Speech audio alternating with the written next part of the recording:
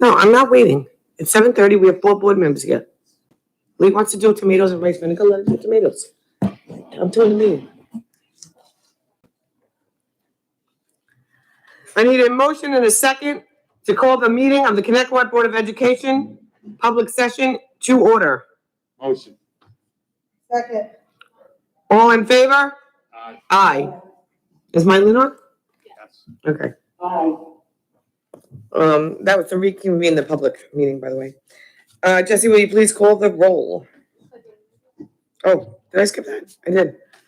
Can we all please stand for the Pledge of Allegiance with a moment of silence for all those who have served and are serving? Jesse, can you lead us today? Or what's the shot? I pledge allegiance To the flag of the United States of America and to the republic for which it stands, one nation, under God, indivisible, with liberty and justice for all.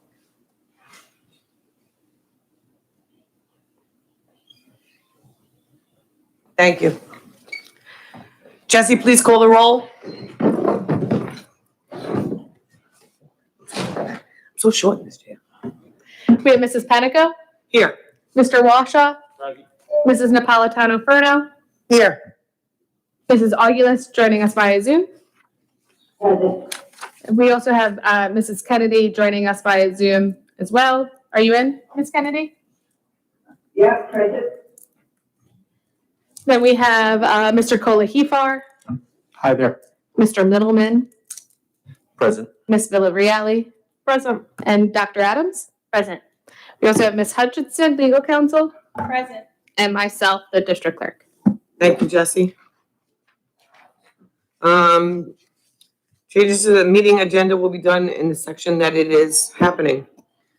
I need a motion and a second to accept the minutes of the May 18th, 2021 Board of Education meeting. Motion. Can you hear me? Yes. Yeah. Okay, thank you. I need a motion and a second. Motion. Second. All in favor? Aye. Aye.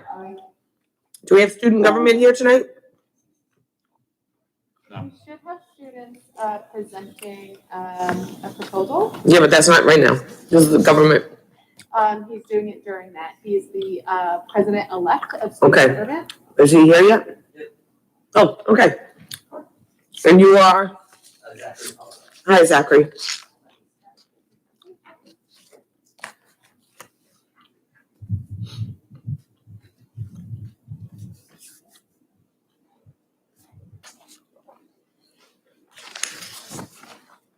And congratulations. Thank you so much. Good evening. To start, I would like to thank you, Dr. Adams, as well as the Board of Education for giving me the time and opportunity to speak with you tonight. Moving into the 2021-2022 school year, I will sit as student government president. Currently, I'm a junior here at the high school. I come here with one purpose tonight, that being to gain approval for the painting of our senior parking spots. As you go through the next couple of images, you will see pictures of students painting their favorite TV shows, sports teams, sports numbers, portraits, as they engage in an event that showcases beautiful senior camaraderie. And this is an amazing fundraiser that is done across the country, specifically on high schools on Long Island, such as Half Hollow Hills, Eastport South Manor, as well as Walt Whitman. And this is very easy to say you're going to throw some paint on the concrete, but as we know, it's a lot more complex than that. So tonight, I will detail an outline plan of painting the parking spots in hopes to gain your approval. So the preliminary steps to an event like this will students obtaining a parking pass. This is done through the Connecticut High School Security Department towards the middle to end of summer as they submit their senior license and registration. Next, students will have to submit a design and a permission slip. To elaborate on that, students will have to submit a design of exactly what they are going to paint on their parking spot.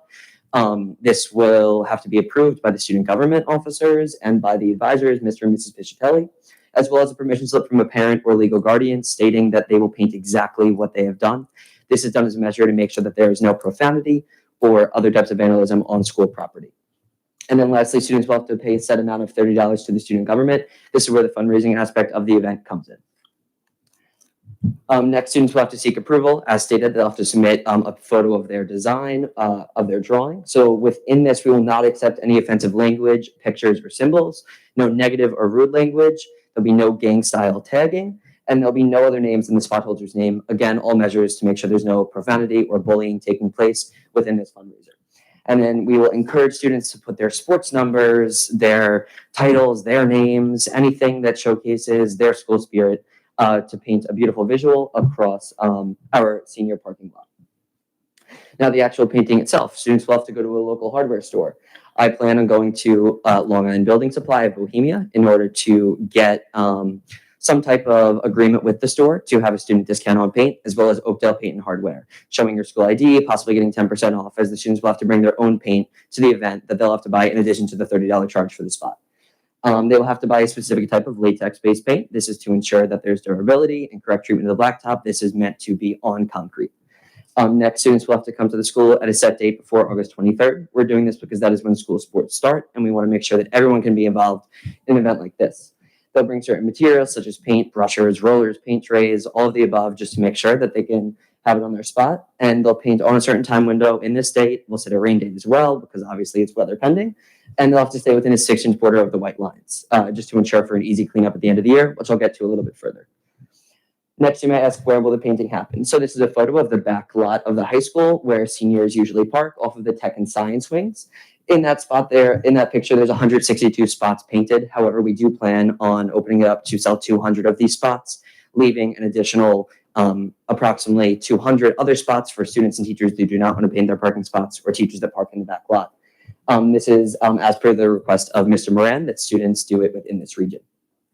Next, how will students choose a spot? On the right side of the screen, you will see that there's something that you might see when you're buying a movie theater ticket. It's what you reserve a seat with, and we're doing something similar to this, some type of visual ledger. As students buy their tickets, they will submit their payment and choose a spot. This will also act as a security measure, because we will know if there's unwanted visitors within the school, because they'll have their specific spot. We'll know exactly who's there and what they're doing.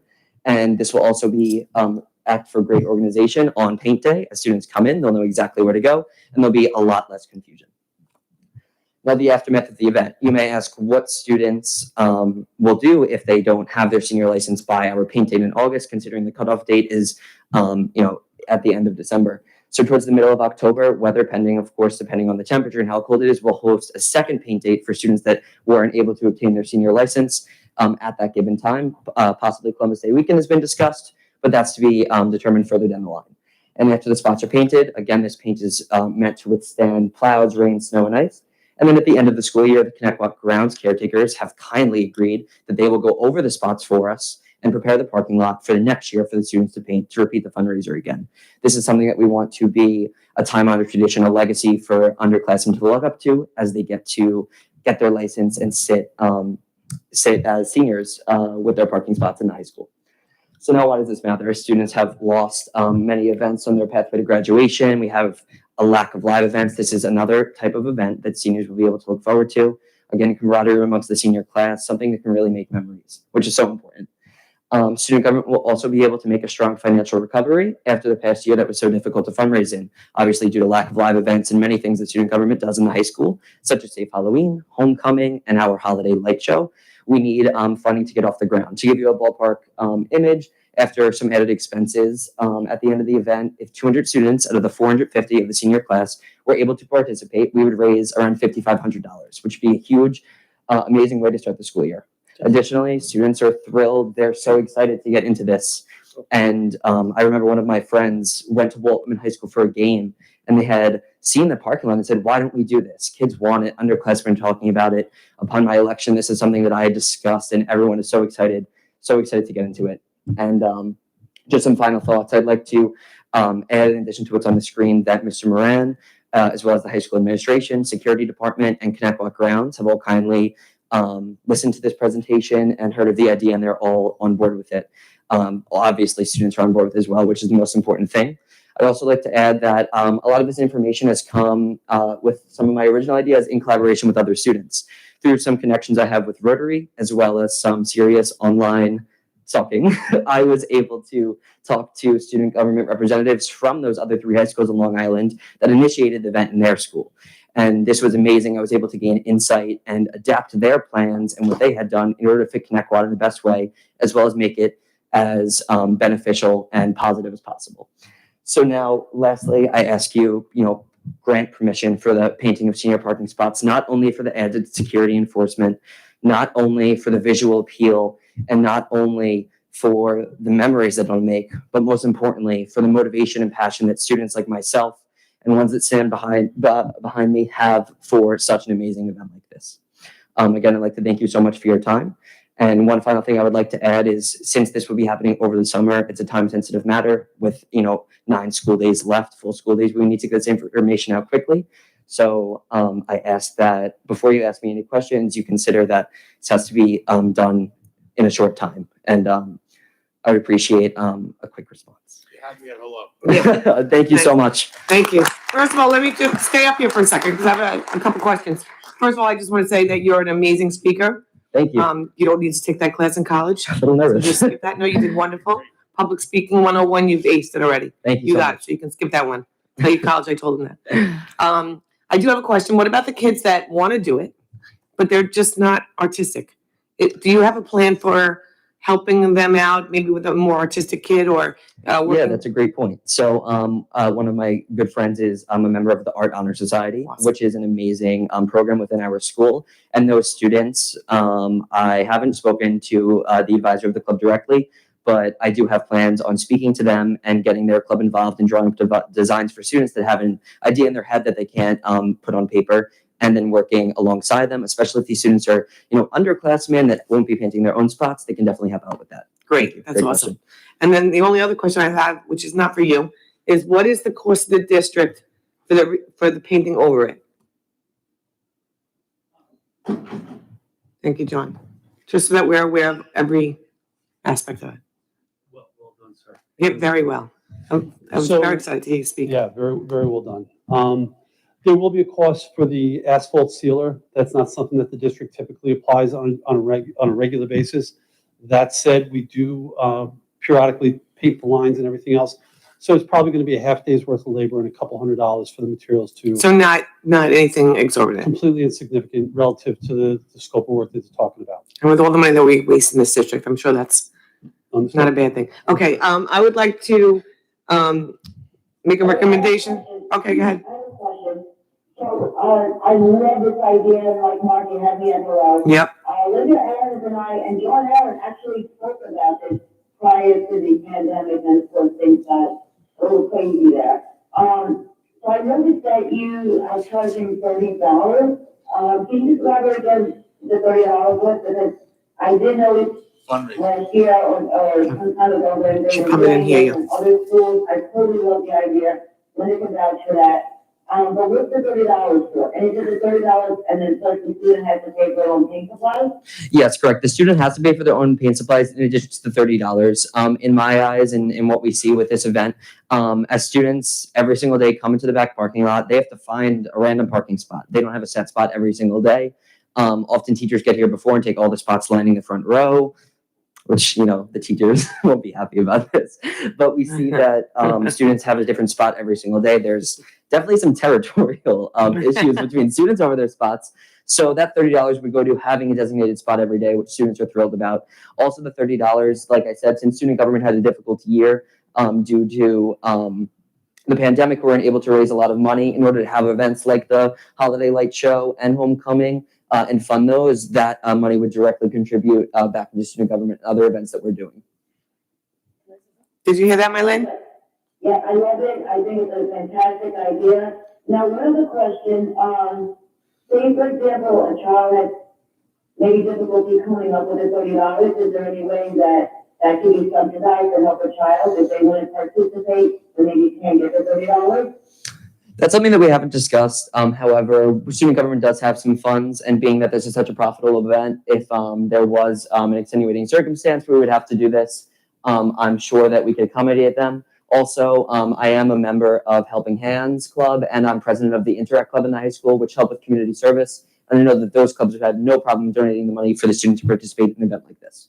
That's awesome, awesome. Jackie, you are the man, absolutely. Your mother and father should be very, very, very proud of you. Eileen, I just want to ask them a question. Are there enough parking spots for the amount of students that have the parking permits and are able to do this? Thank you. Yes. So something that we had talked about, Ms. Moran and myself, there are 330 parking passes that we give out every single year.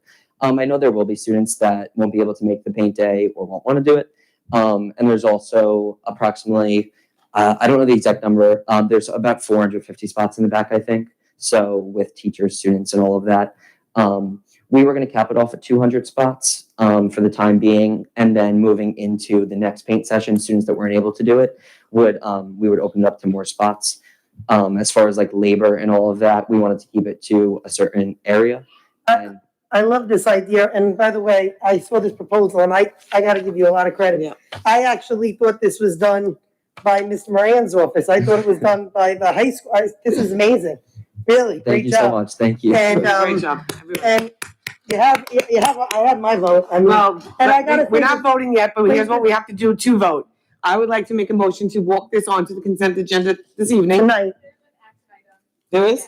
okay, It's on the consent agenda? oh, good, so let's vote on it. So we can vote on it right now? Okay. Oh, one other thing, hold on. John, quick question for you. If we get into a situation where there aren't enough parking spots, I was at the high school last week with my Lynn, we were walking around the back. There is a lot of dead field back there, not to interrupt this. Maybe we could look into making more parking, figure out something, That's the a, next capital that's a totally project. another topic, I Jackie. know, but I just wanted to get it out there for him. We're staying on track Keep today. it, keep it in John, mind, John. we're There's a gonna, lot of dead we can space. talk to you that after that. Talking. We're staying on topic tonight. Okay, write it down, Jackie, and we're staying on topic tonight. I love you, but we're staying on topic. Robert's rules tonight. So there is an action item, so we're gonna call for a vote right now. I need a motion and a second. Motion. Second, All in favor? aye. Aye. Aye. The motion has passed. You got your. Thank you so much. Thank you. Enjoy. Thank you very much. Enjoy. Good luck. Please That's what invite it's all us to about see right it when you there. guys are done. That's what it's all about.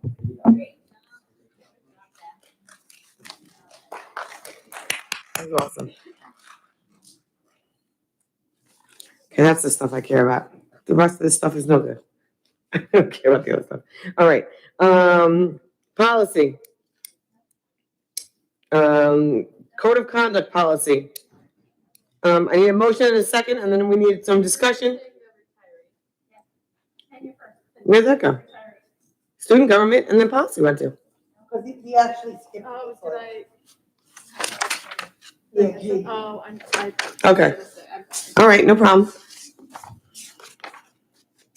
I'll go this way. Student government, okay, here we go. So, Linda, we're doing the retiree tenure recognitions.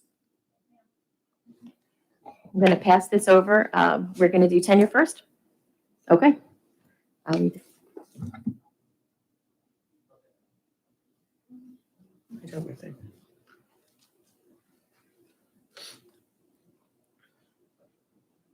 Well, they're getting that together.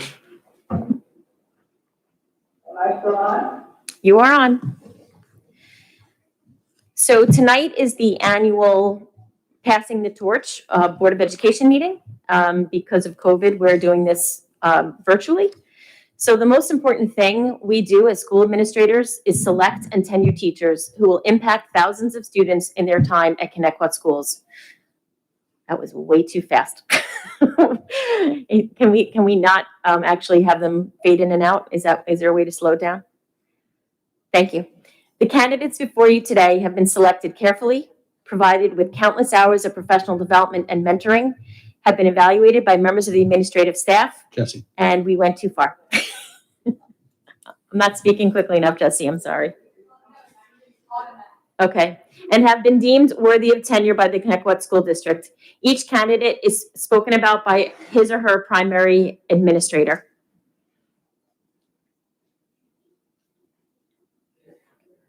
Just put the slide up. Don't play the show. Just put the slide up. Presentation, because they did a much better job on theirs. They know the timing buttons. I bet you come up here and do it really quick. Where'd he go?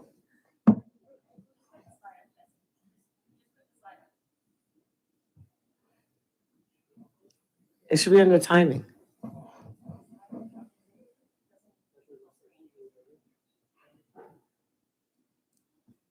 Victor, if you go to the top slideshow, that top tab.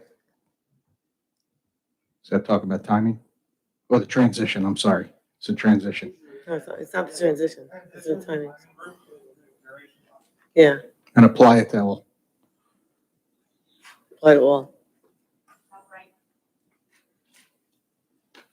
Thank you.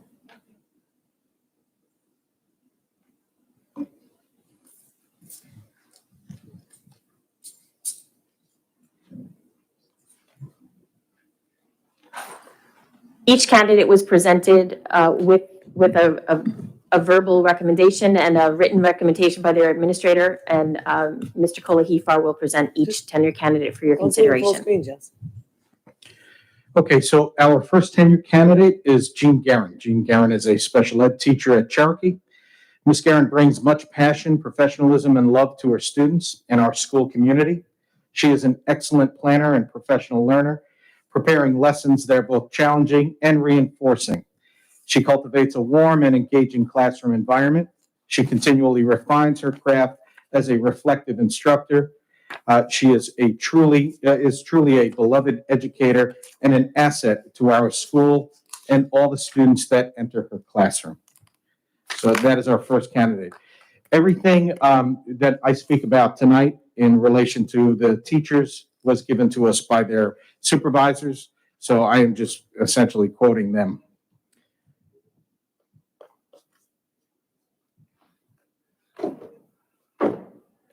Most of the pictures were originally taken from their photo ideas, but because they did come out blurry, we were able to get some better pictures.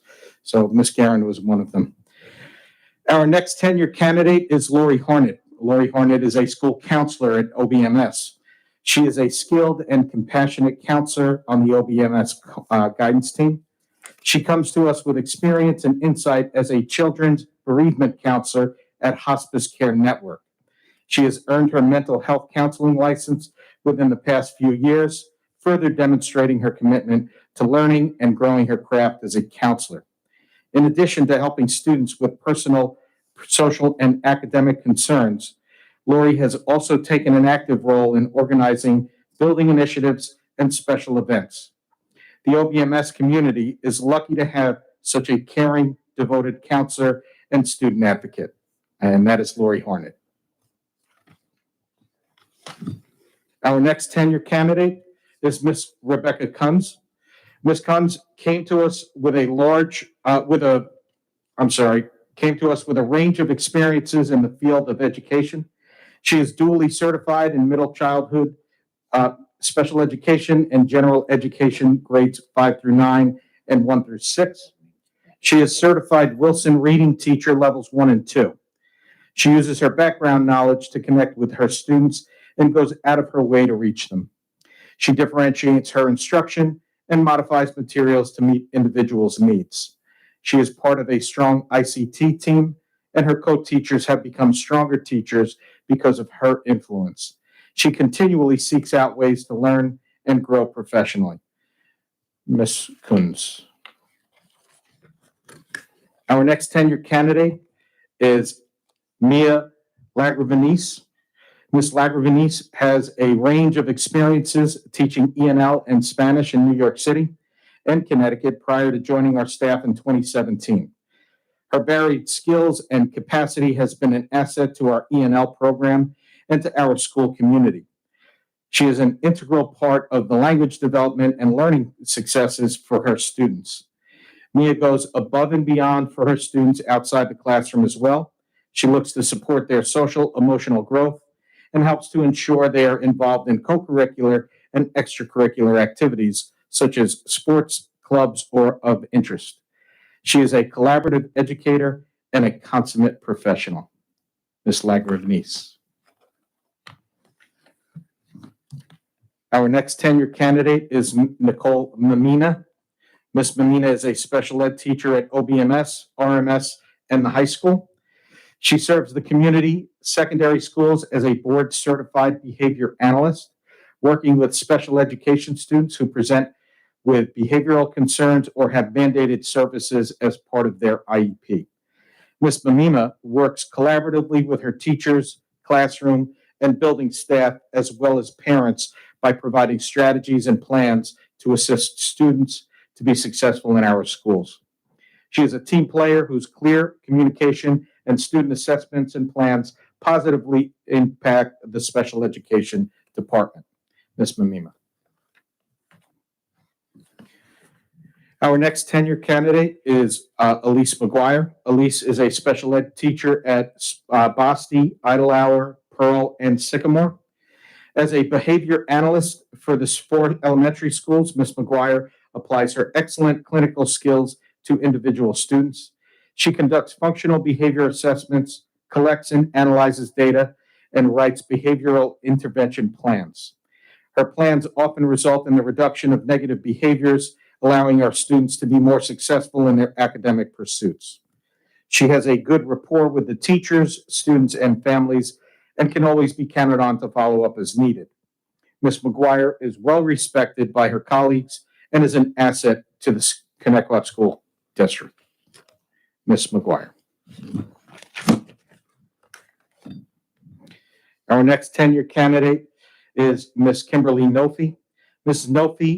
Nofi's number one priority has always been the health and well-being of the children of Ronkonkoma Middle School. She seeks every opportunity to collaborate with her colleagues because of her team approach to mental wellness. Ms. Nofi has implemented many new and worthwhile programs for our students. Her efforts go well beyond our DASA weeks and permeates through the hallways and classrooms daily. Ms. Nofi's calming voice on our morning announcements reminds students to take a pause and be mindful at the start of each day. She advocates for making positive choices and avoiding dangerous and risky behaviors, brings experts in the field into Ronkonkoma Middle School to educate our students. Ms. Nofi. Our next tenure candidate is Ms. Monica Ojeda. Dr. Ojeda is the preschool psychologist for the CAPS program at Boston. She has excellent clinical skills, which applies during group and individual counseling. She is adept at providing students with strategies to reduce anxiety and express their feelings. She has frequent contact with parents to ensure their partnership in the educational process. She collaborates with colleagues to create comprehensive plans to assist students both academically and socio-emotionally. She oversees the referral process for CPSE and ensure compliance with Part 200 regulations. She is an invaluable member of the CAPS and CPSE CSE teams.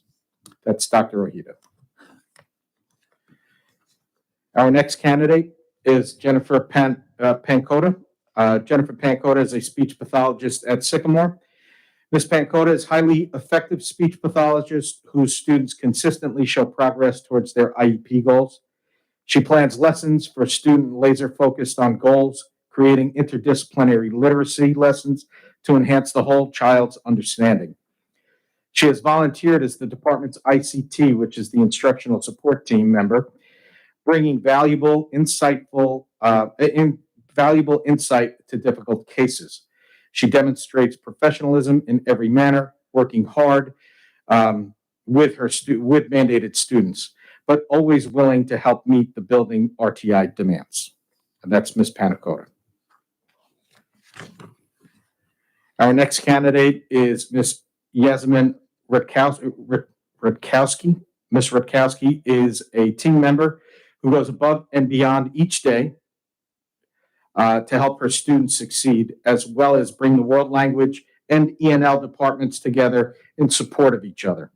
She is always willing to share new ideas, participate in the department activities, and provide leadership to others.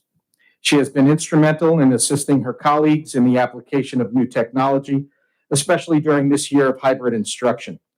It is a pleasure to walk into her classroom to see students fully engaged, using the target language and eager to learn. She recently embraced the challenge of teaching mathematics to ENL students in a co-teaching environment, and because of the quality of her teaching, our ENL students were far more successful than in prior years. That's Ms. Rutkowski. Our next candidate is Ms. Suzanne Summerhalter. She's a music teacher at Duffield and Slocum. Ms. Summerhalter is genuinely dedicated to her students. She engages students with lessons modified to the varied abilities within each group. Her lessons are creative, enriching, and challenging. She is a reflective teacher and is always seeking ways to best meet her students' needs. She has volunteered to participate and facilitate many school-wide and PTA events during the day and evening. She began the flag-raising ceremony on Veterans Day and has planned the entire event, including enriching activities for all students. She is highly respected by the PTA, her colleagues, and our students. Ms. Summerhalter. Our next tenure candidate for this year is Ms. Michelle Stella. She is a special ed teacher at Sycamore. Ms. Stella demonstrates pedagogy that is child-centered and standards-based. She uses a variety of methods to best accommodate the various needs of individuals within a diverse group of students. She is a reflective practitioner, always striving to improve. She incorporates our literacy initiative effectively with professionalism and positivity. She has demonstrated leadership, especially with the incorporation of the educational technology into lessons that benefit her students. She shares this knowledge with colleagues, resulting in a broader use of technology throughout the school. Ms. Stella demonstrates a love of children and places their need above all else. Ms. Stella. Bless you. Another tenure candidate we have is Stephanie Zabia. She is a school counselor at OBMS. Mrs. Zabia is an essential member of our school counseling team at OBMS. Her insight is impressive, and she has quickly become a go-to person for our students, parents, and teachers. Her genuine, personable approach plays a tremendous role in her ability to connect with her students as they continually seek her out for personal, social, and academic support. She has taken the initiative to plan new programs and special events that have helped foster a positive, trusting, and collaborative school environment. The students and families at OBMS are very fortunate to have Mrs. Zabia assisting and advocating for them. Mrs. Zabia. The next few people are tenure candidates that the board did already confer tenure on, but I think it's important, and I believe Dr. Adams believes it's important that we honor these people as well. So our first tenure candidate who has already been conferred with tenure is Miss Nancy Coleman. Miss Nancy Coleman is a reading teacher at John Pearl. Mrs. Coleman has developed into an outstanding reading teacher. She works collaboratively with her colleagues, always striving to provide the best reading instruction program for her students. Ms. Coleman contributes to the building level responsibilities that support the health and safety of the building. Regardless of task, Mrs. Coleman always models professionalism to all members of the school community. Our next individual who has already had tenure conferred back in January is Miss Amy Duteau. Ms. Duteau supports and advocates for her students throughout every aspect of their intellectual, social, and emotional development. Ms. Duteau understands the importance of making connections with her students and is passionate about helping them feel successful. She differentiates her instruction and modifies materials to each student's needs. She is part of a strong ICT team, and it is clear that students benefit from her consistent support. She is continually seeking new ways to learn and grow professionally. Miss Amy Duteau. Our next teacher tenure candidate, or recipient, I should say, is Miss Christine Wynn. Her tenure was conferred in December. She is an ENL teacher here in the high school. Ms. Wynn began her career in Connecticut 4 years ago as an ENL teacher at Connecticut High School. She immediately made a positive impact on student learning as she began to know and work with her students, and continues to do so now. Ms. Wynn goes above and beyond every day to help her students succeed socially and academically. From greeting them as new entrants into our school district to collaborating with content area teachers, Ms. Nguyen plays an integral role in easing the transition of E&L students as they get accustomed to American culture and school life in the United States. Ms. Nguyen. Our next two individuals are tenure recipients, but they are principals. Our first one is Ms. Jill Leahy, the principal at Cherokee Street Elementary School. Her tenure was conferred back in April. Ms. Leahy has been the principal of Cherokee Street Elementary School for the past 4 years. During this time, she has demonstrated effective leadership and dedicated service to the Connecticut Central School District by being an active resource for her staff and continually assisting with curriculum, implementation, instructional coaching, and problem solving. Over the past 4 years, Ms. Leahy has demonstrated a success at Cherokee in the areas of reflection, instruction, Connect and Grow innovation, RTI implementation, and Teachers College. She has had a positive impact on her school community as well as the district-wide administrative team. Under her leadership, Cherokee forged a pathway forward through this challenging school year. Throughout the reopening, losing an assistant principal, social distancing, mask wearing, and room utilization, Cherokee continues moving our literacy and mathematics curriculum forward while fostering the 21st century technology integration demand at this time. And that is Ms. Leahy. Our next tenure recipient was the principal at Boston Elementary School, Ms. Laura Kimball. Ms. Kimball has completed 4 years as the principal of Edward J. Boston Elementary School. Her effective leadership and dedicated service to the Connecticut School District has led to trusting relationships with students, staff, and Boston families. She has had a positive impact on her school community as well as a district-wide administrative team. Ms. Kimball is calm, consistent, and compassionate. Ms. Kimball is an active resource for her students and staff and has mentored several members during their administrative internships.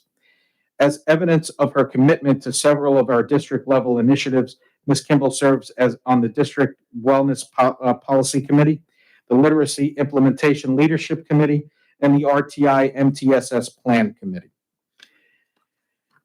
At this time, those are our tenure candidates, Ms. Panico, and the Connecticut School Board trustees. I'd like to acknowledge, I'm sorry, Dr. Adams, I think you were going to say this, but this is so. This is mine. All right, let me stop that. I apologize.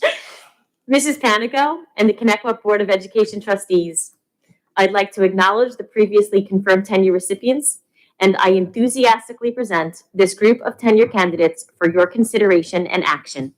Please call for a vote.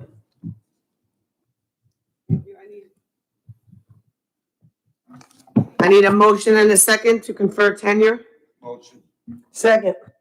All in favor? Aye. Aye. Aye. Thank you. Congratulations. Congratulations, everyone.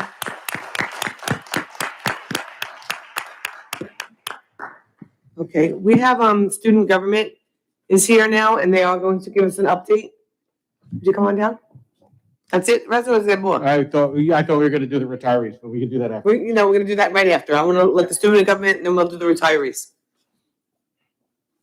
We have to get up to school tomorrow, Reza.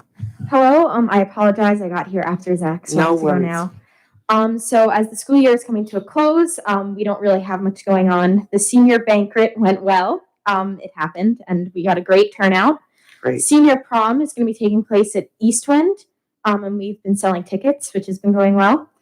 Unfortunately, Adventureland was canceled due to rain, but there will be a refund. And elections were conducted for student government, and we had a great turnout, better than we've had in years, even though despite it was done virtually. So that was very successful. That's it. All right, awesome. Thank you so Thank you. much. Have a good summer, everyone. You too. Enjoy. Have fun, you guys. Yes. Have fun at prom. Have a good time at the, Oh, see that? Okay. Oh, you're at junior prom? have fun at their prom. Oh, shoot. Oh, sophomore. Okay. Okay. All right, Reza, we're back to you. Sorry. No need to apologize. Everybody rather listen to the students. Yeah, I would rather hear from the students. I'm I'm not sorry. insulted. So the next set of individuals are our retirees. We have this year over 50 retirees leaving our district. They have committed many, many collective years to the support and the students of this district. So I'm going to forego reading many of their names because I would rather just play the presentation. I may read the names as they pop up, but again, I think it's better if you just see who they are. So again, I want to wish them congratulations.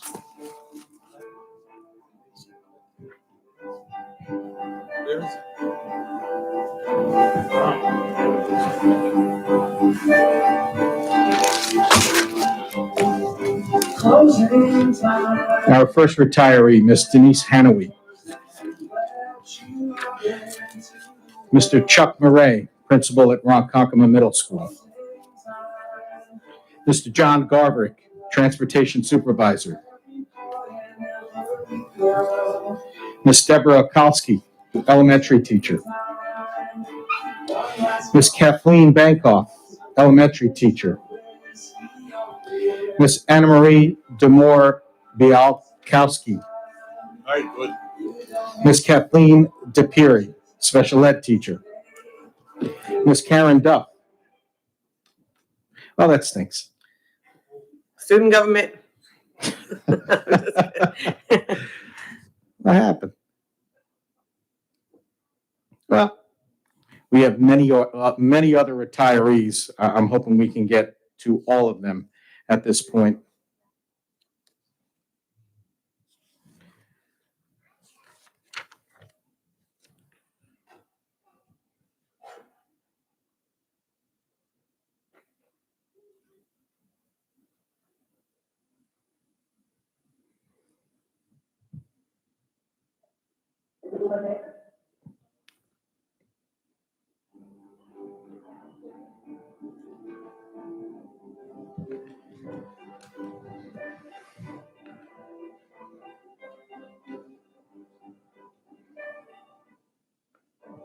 Left off with Miss Duff.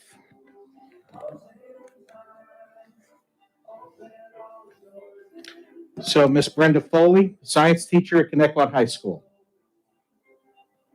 Miss Carmela Gustafson, who actually spent this year as a virtual teacher. Miss Helen Kerensky, she's a music teacher at Cherokee. Miss Christine Latella Valenti, school counselor.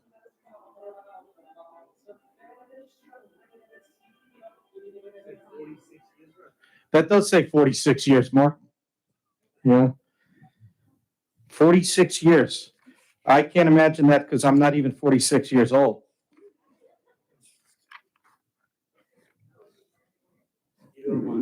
I'm sorry? Yeah, if we can read them off without the sound, that's fine. So, Miss Donna McElhaney, school nurse.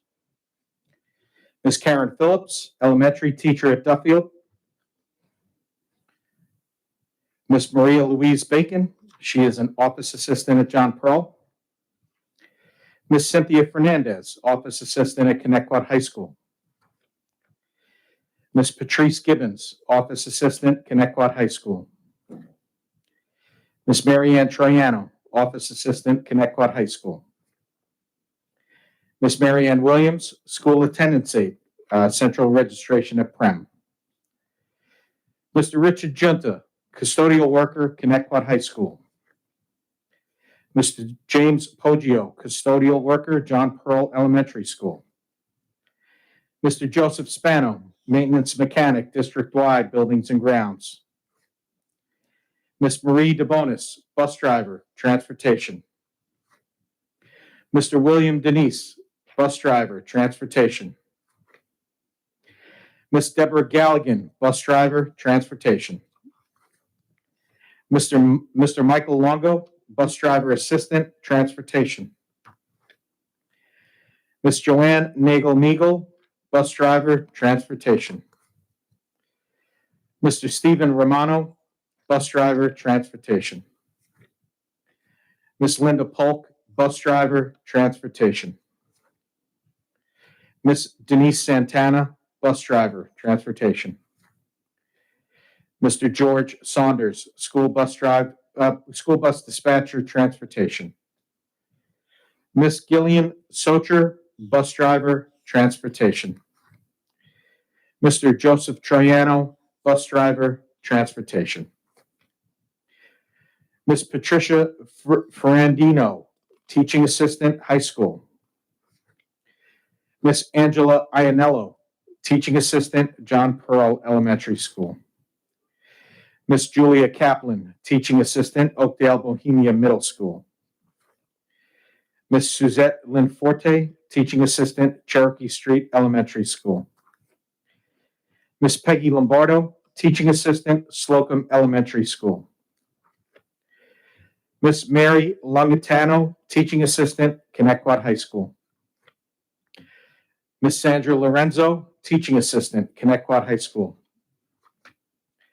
Miss Barbara Mackin, teaching assistant, Boston Elementary School.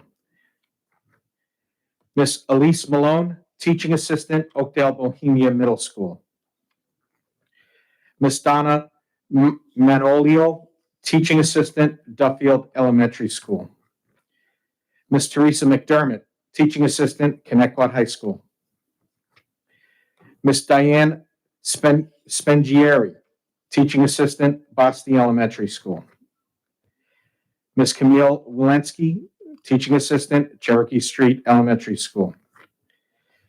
Miss Ann Gentile, school teacher aide at Slocum Elementary School. Miss Celestina Russo Langello, school teacher aide, Ronkonkoma Middle School. Miss Arlene Bachman, cook manager, Connecticut High School. Miss Nancy Rivera, food service worker, Ronkonkoma Middle School. Miss Kathleen Vella, food service, Connecticut High School. And at this time, I'd just like to thank them all for their dedicated service to the community and our students. Their service will certainly be missed. Thank you.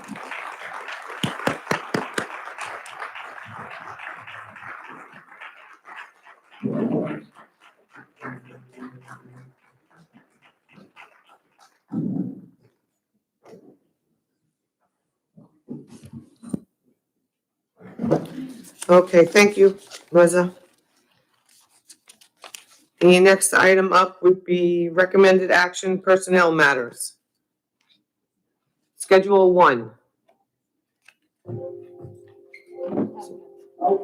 Wait a second. Right now we're going to, Schedule 1 is to approve as amended. Where did policy go there? Oh, there. Okay. Policy for the code of conduct. I'm assuming that there was a committee put together for this, Linda? This is under the purview of Mrs. Santo, and there were no changes this year. Yeah, there were no changes, but normally we do get to look at it before it gets put up. It's up for 30 days for community input and Board of Education input, and then we will bring it back to the board for the second reading with any community input. Okay, so because it's up to, all right, I understand what you're saying. So I need a motion and accept in a second. Lee, please mute.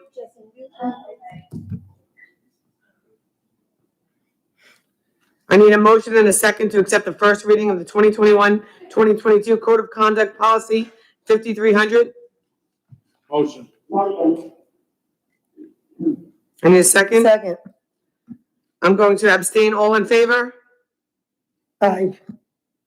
Abstain. Aye. Aye. Which one is this? It's the policy. I'm abstaining because the second Aye. vote for this will be after we're off the board, so I don't want to vote on it. Okay. Next is the recommended action personnel matters, Schedule 1 as amended. I need a motion and a second. Motion. Motion. Second. Okay, before I do an all in favor, I just have a question. How do we hire a teacher mentor? Does that go on OLAF, or is that done internally? How does that? That was an internal posting. It's a teacher, the teacher mentor is one of our teachers who's going to mentor all of the new teachers, where we have over 100 new teachers. Right, but, so what I'm saying is there a committee that gets to pick the new one? Yes, in a the committee, CTA there was a whole contract? process. Okay. And then I had another question, I think. I think that was it, the schedule one. Okay, all in favor? Aye. Next is a motion and a second to approve the personnel matters schedule 2, appointments, tenure, salary changes. Any motion and a second? Motion. Second. Before we do an all in favor, I have questions. What is CAHS? The alternative high school, or the Connect What Alternative High School, the day program. Okay. Part-time driver messenger? What is that? To meet district needs? What is a driver messenger? What do they do? If you give me 1 second. Sure.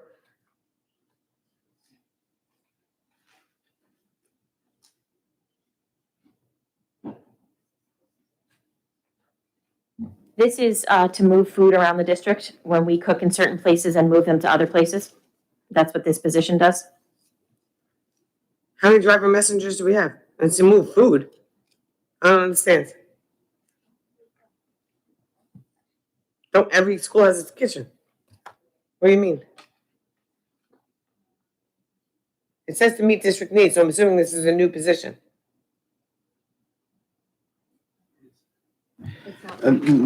Eileen, this is not a new position. Ms. Macario is a temporary part-time driver. According to payroll papers, she took a leave of absence from being a permanent food service worker. I didn't ask about the particular person. I understand. Yeah, okay, I just want to know the position. Right, it's not new.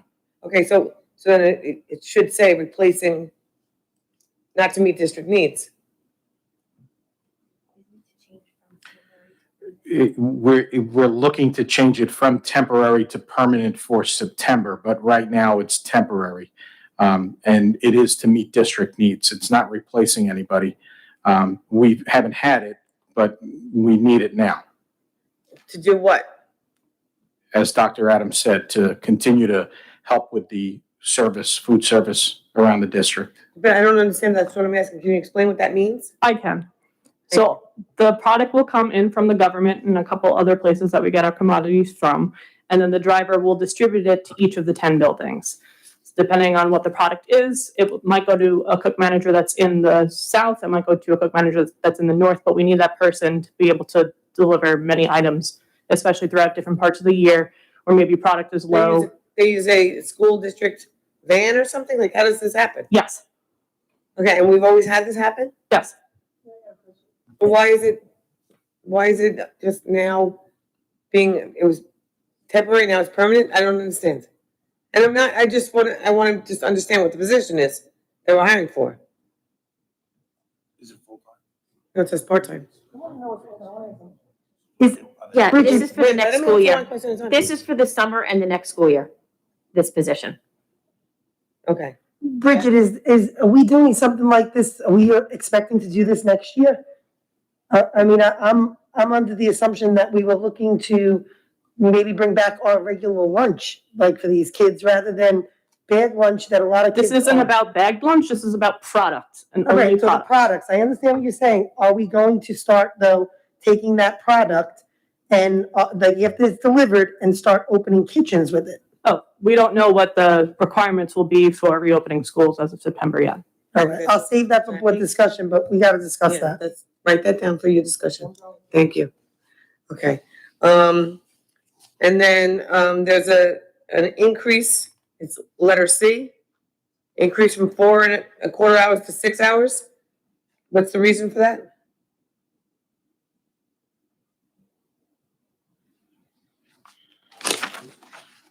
This is the teaching assistant you're talking about? Yes. Is that what, yeah. Yeah. I have the paperwork there. What's her name? Okay.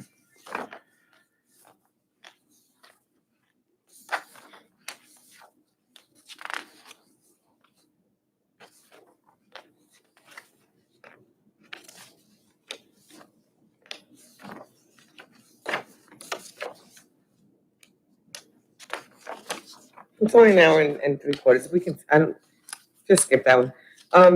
All the proms, the senior banquet, the high school, well, Adventureland trip, that's, I'd like to pull that because that didn't happen.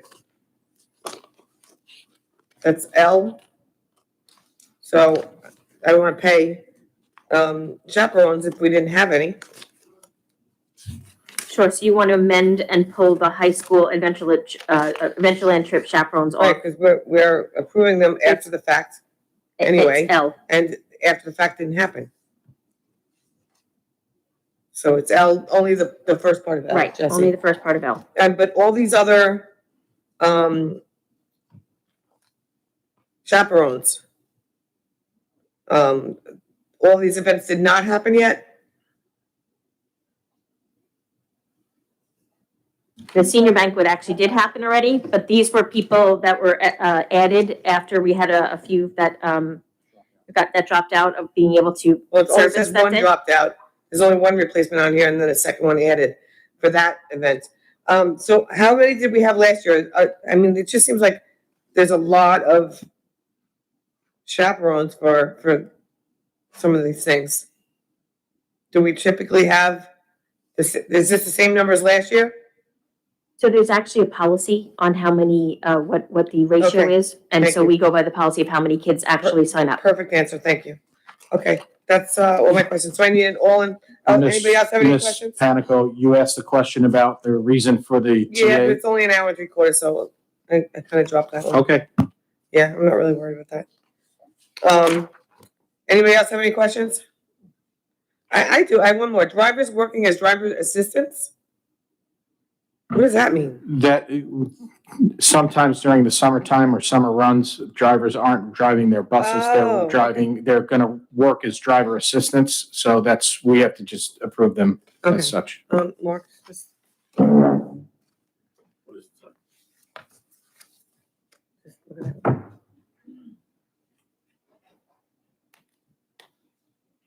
What is that for? That's to approve them? Yes. Do you want to pull that? Yeah, we can't approve that. Okay, so we need to pull, the 19A positions right now.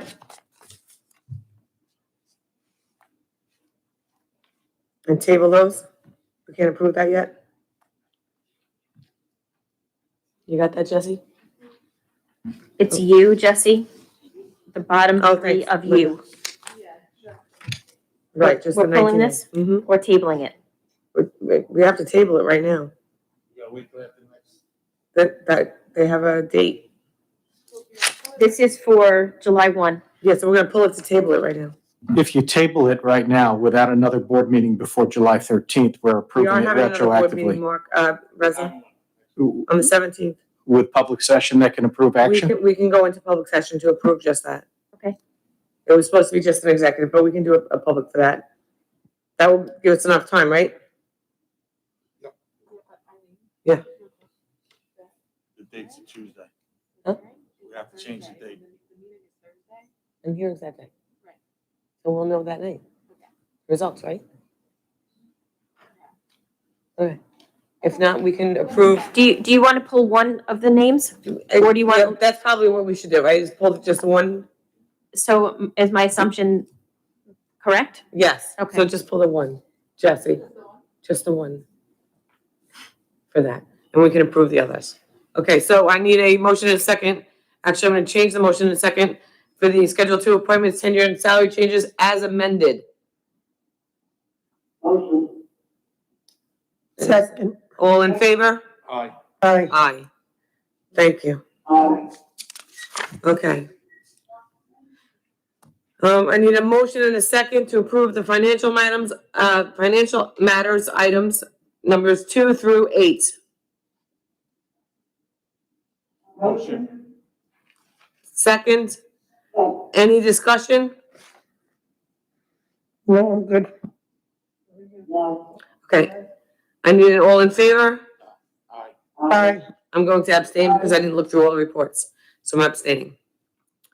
Okay, next is, hold on, I got that part over here. 4, 5, 6, 18. 18, and that was 4, 5, 6. Lee, can you mute yourself, please? Lee, please mute. Okay. Board of Education resolution. I need a motion and a second to direct the superintendent of schools or his designee to direct the district's teaching staff to provide the superintendent or her designee with lesson plans and thereafter provide feedback regarding same where appropriate. Motion. Second, all in favor? Aye. Aye. Aye. I need a motion and a second to discuss and approve items 2 through 47, excluding, we are tabling items 38, 40, 41, and 42. Okay. And we added item 47. So I need a motion and a second, and then we'll do questions. I need a motion and a second. Motion. Second, Second. okay, any, you think my Lynn is in second.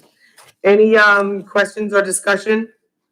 Lee, we'll start with you. Do you have any questions on the consent agenda? I'm having a hard time understanding. Do you have any questions on the consent agenda items? No, Okay, Mylene? I'm trying to fill out the agenda now. Which items are you? We're on the consent agenda. Do you want me to come back to you, Mylene? I'm sorry? Do you want me to come back to you? Yes, please. Okay, Jackie? Good. Okay, I have some, of course. Athletes helping athletes. I don't see this contract over here, Jesse, or I would have the answer. I'm going through it all. I'm sure it's in here, I just haven't found it yet. What is the cost of that? I have it. Yeah, I'm sure I have the contract, you have to sign it, but, The cost is $4,000. okay, and that is to do what? That is to run the organization in our school district from the company that organizes the Athletes Helping Athletes program. Okay, And it's training for our students so that when they go into the elementary Right. schools, do their presentation. okay, thank you. Number 8 is, internal auditor, number 9 is bond counsel. How come I don't see any bids? I only have one and we're just approving it?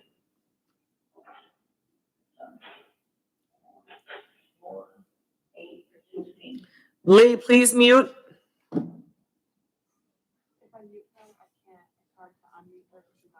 Right.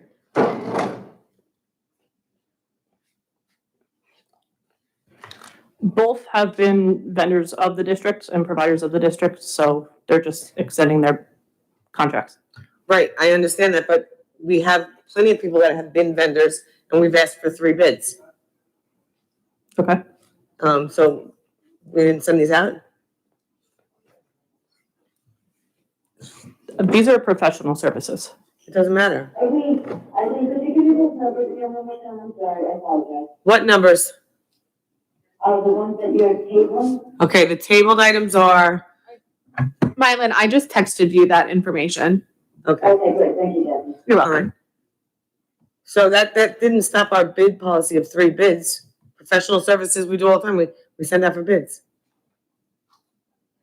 We went for bids on these about 3 years ago, and you're allowed to extend your contract 3 times before you have to go out to a bid for another professional service. I think you can actually What extend. you're allowed to do a and what the 4th year. board has asked is 2 different things. The board has asked for bids, for competitive bidding. Okay.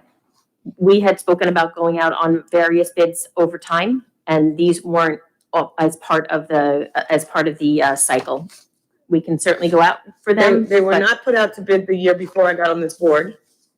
They were not put out to bid the year before. I've now been on the board for 3 years. They still have not been put out to bid. I believe that Mrs. Donnelly put both of these out to bid in your first year here. It wasn't my first year here that they were out to bid. Okay, then I may be wrong. It may be the I 4th think- year. Okay. But we did ask for 3 bids. So I'm gonna pull those for separate votes. Why don't we just do we have to have it tonight? You have to. I'm gonna pull them for separate vote. Mark, we won't get, by the time we get 3 bids. I'm gonna pull it for a separate We vote. went through this, so we gotta get bids on everything. That's the only way we're gonna get a true price. Hello? What are you doing? You put additional things for separate vote? I'm pulling anything that doesn't have 3 bids. So 8 and 9 right now. Even moving forward though, we need to get bids on all the jobs. We've said this over and over again. And now, I mean, it's one of the jobs on And there. I specifically, we did say all professional services this year. Because as a matter of fact, Lisa, do you remember? Greg called me up freaking out about putting out the bid for the attorneys. Oh, okay. Right, so that's, I mean, we've asked for even for the attorneys. I don't know what you're talking about. So we're taking 8 and 9 for a separate vote? Yeah, that's all, Mylan. I'm sure it's gonna go through. I'm just taking it as a separate vote. I'm sorry, I didn't understand. Yes, 8 and 9 for a separate vote. Did you table the holiday? Look, it's in there. What number, Jackie? On the back, right there. 39, 40. Yes, those are tabled. On the table, right? Yes. All right, there's a bunch on here now too. So that we're gonna pull for separate votes, Jess.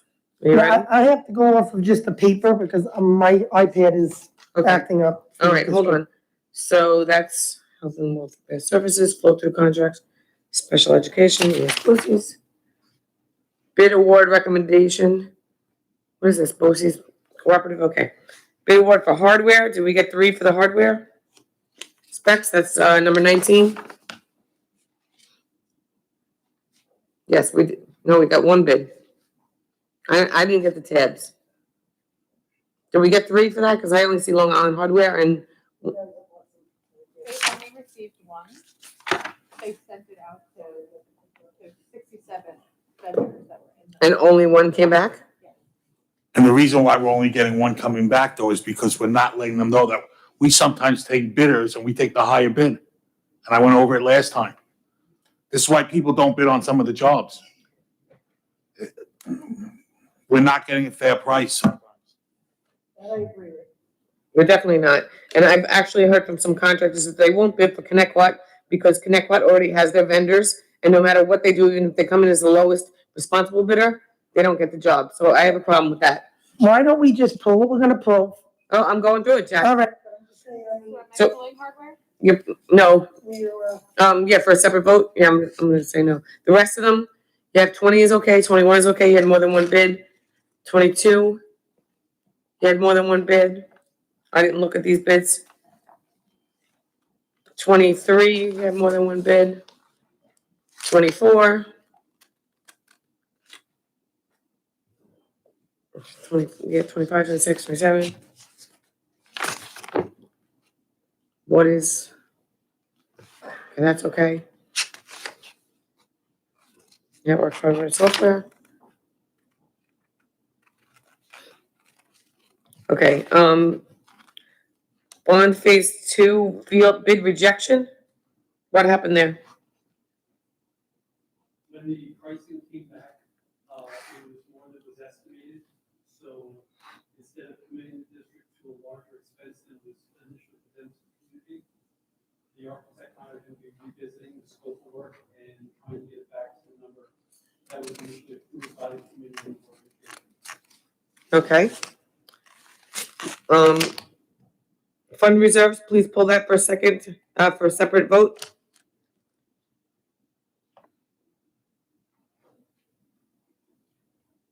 I didn't see the transfer of funds report, I'm sorry. So if you would pull that for a separate vote, number 36.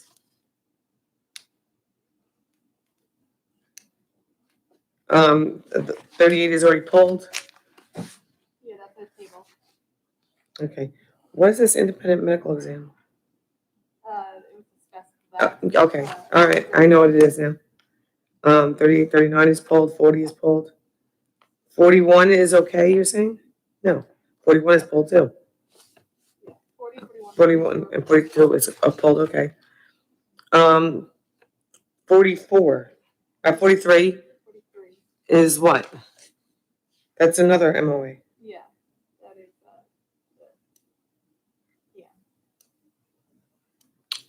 is that the holiday one? No. No. That's the one, we need to pull that first, I see it. Yeah, we can do that. No, that's gonna be pulled for a separate vote. No, it's not. I'm pulling that for a separate vote, please. It's not on the thing. We took it off. No, it is. We took it off the Schedule 2, Schedule 1. It is on this one. It is on the consent agenda. 43 I'm speaking about right now. Oh, 43 is a separate vote. Where is, yeah, right here. That's what I'm looking for right now, Jeff. Okay, thank you. That's 47, Jackie. Well, I want to vote on 47 before 43. Okay. You see it? See what I circled? Okay. Thank you. This is all this capital work stuff here? Yeah, I got the wording from Lisa today. Okay.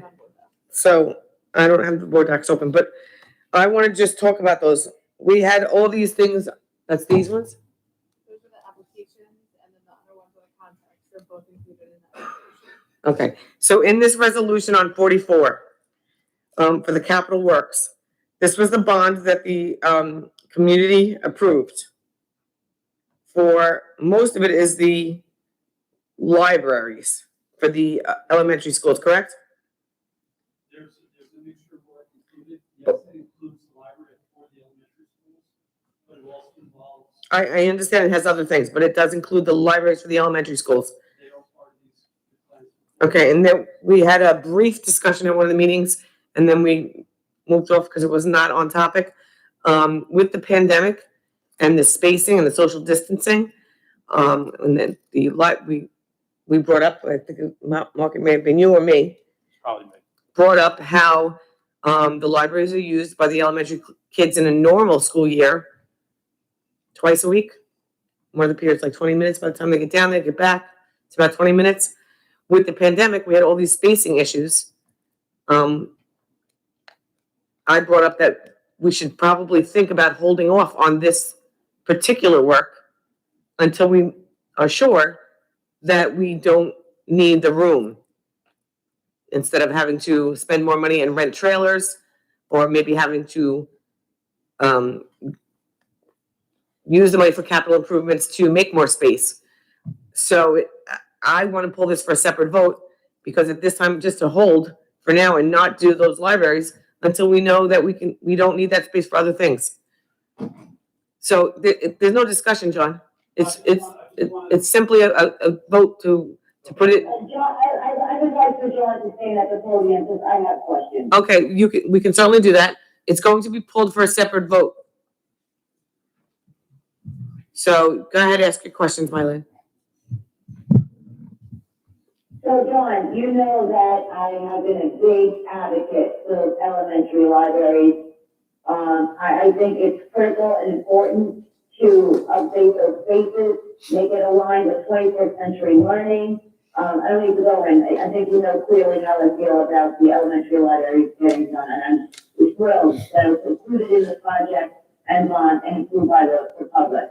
So John, my question to you is, because I have complete faith in you on scheduling these things, knowing proactively when you can align and have these work orders take place. I am relying on you, John, to tell me when you think it's sufficient time to start this project. I mean, Mylan, I don't think I have a very clean, easy answer for you. I can tell you how the libraries have been used in the past year and how we were able to navigate during the course of the year, using the library in different manners than they've been used historically, but still utilizing them. And knowing that even if we do the renovations, that we will be able to utilize them in the future as we need to as well. So I want to clarify what I was saying, Mylene, because I think your response sounded a little defensive. So I want to clarify that I'm not saying not to do it.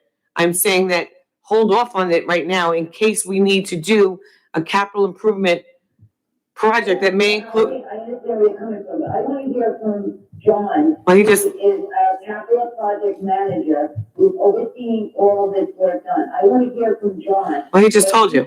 It's acceptable to start this work. He just I'm said. depending on John and his Didn't you expertise. just go that to it? Not here. What he thinks is suitable for that work to Oh, start.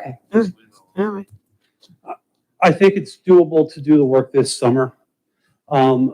My biggest concern is we have already awarded this. We've already had the contractors begin. They've already started doing their specifications.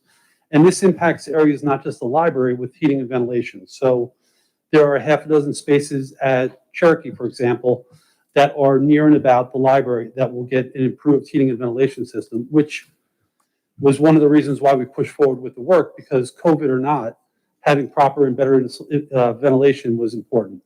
So, Lisa, John just said something. He said we approved the contracts, but I have them all right here. So we So- approved the bids. The bids. So now we're approving the contracts. Now, that's what this is about. Correct. And my understanding, and I apologize if I'm wrong. That's why I didn't sign them the last time, because we never approved no, none of the board members saw these contracts before tonight. So I cannot sign things that that I'm the only board member that saw it. Okay. So, I don't know if it's. I don't something know you if wanna that's- comment, or I can talk to my interpretation of it. So you're saying you awarded? no, I want to hear from you, Lisa. Yes. I just want to confirm with John. Yep. That you awarded the contract essentially, you approved The bids. The bid. to these individuals, and so I drafted a resolution. I drafted a resolution essentially authorizing you as the board president to sign the contract in connection with the bid approval. Okay. So. But how come it's done that way? I mean, normally we would have looked at the other board members would have seen the contracts. I don't just sign it on my own. That was my problem with this last time. These contracts were never here. We approved bids, but we didn't approve contracts. I mean, typically the contract is connected to the bid awards, is that information that's shared with the board, if the board wants to look at that information. I never saw this contract before though. Okay, all right. Okay. So, all right, so at this time, we're just gonna pull that for a separate vote. And if the board, moves forward with that resolution, then those can be signed tonight. So John, is any of that library work going to be started over the summer? There are 4 buildings, 4 elementary schools that are in question right now with contracts that need to be signed. They are for Cherokee, Slocum, Boston, and Idlehour. Check. And that does involve the libraries, and all of that work is scheduled to be done this summer. Look at the facilities used. Are all those okay? Well, I'm Yeah, I very see it. excited. I think this is going to be such a beautiful thing for our students and our staff. I think it'd be very exciting for them to come back in September with a whole freshman year and some added beautiful improvements to the building. Okay, thank you. So we're gonna move on. Thanks, John. 46 is okay, and then 47 is the other one. So, And 47, you're pulling for a separate vote? yes, that's gonna be awesome. So we are going to approve items. Can you give me that list now? Yeah. I have a question about the fund letter. Go ahead. Am I allowed to? Yep, you're up now. It's your turn, yes. So why are we setting aside over $16 million? What is that? Yep. $15,686,251, for the fund, reserve. That's quite significant. I've been on this board finishing my 7th year now. I've never, ever seen it this high. I did, Mylin, just so you know, I did pull that for a separate vote for those reasons. So I understand, Yes. I want to answer my question. Yep, I appreciate it. So who's going to answer my question on this? This is significant.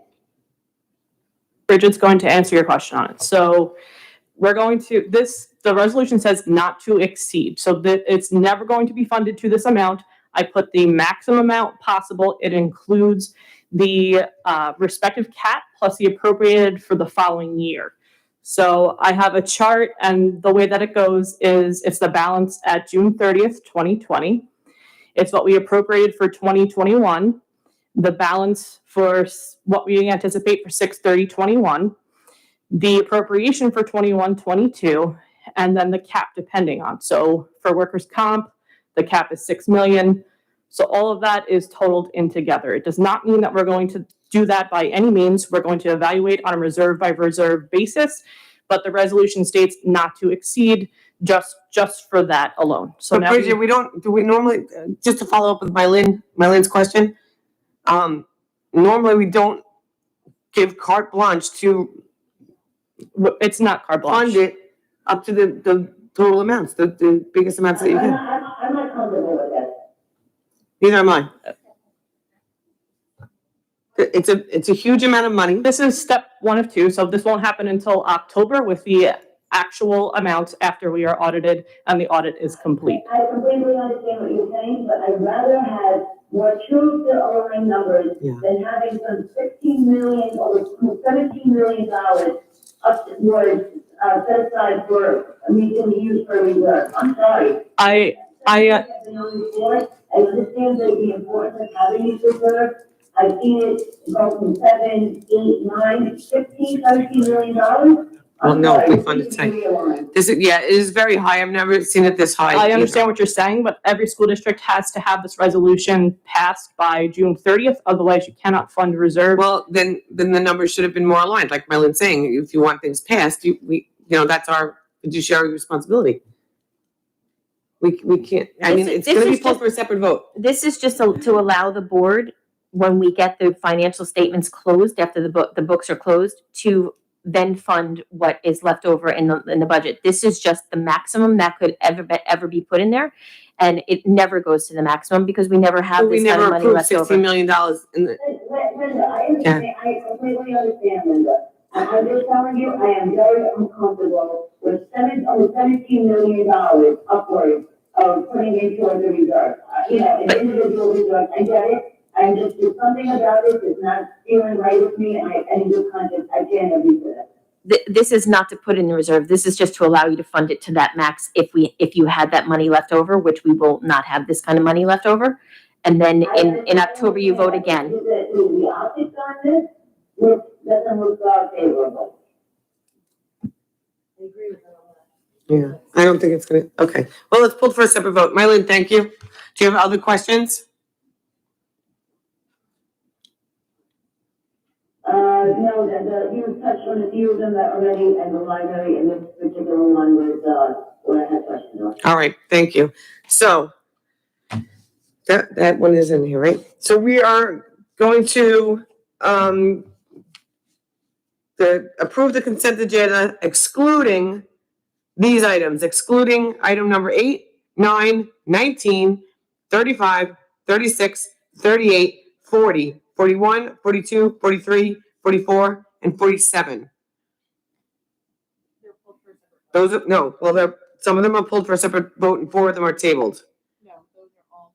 No, you have the tabled ones here too. 40, 41, 42. Yeah, Oh, I wrote that yes, they're excluded. So those are tabled. So all those, except for those items that I just read, I need a motion and a second. Motion. Oh, we already had the motion and a second, right? Okay, so I need all in favor? Aye. Now for separate votes. Aye.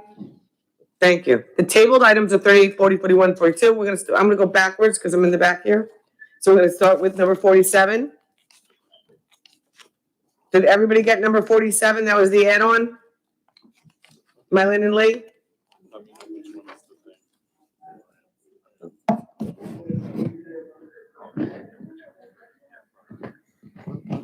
Ask me. Mylin and Lee, did you get number 47? Yes, I said yes. I said yes. Okay. We need a motion and a second. I need a motion and a second for item number 47 on the consent agenda. You know what it is, like? Number 47. Second. All in favor? Aye. Yes. Aye. Yes. I'm abstaining. I'm no. So 3 went through. Okay? Number 44, who's got the background TV on? Mylin or Lee? Okay.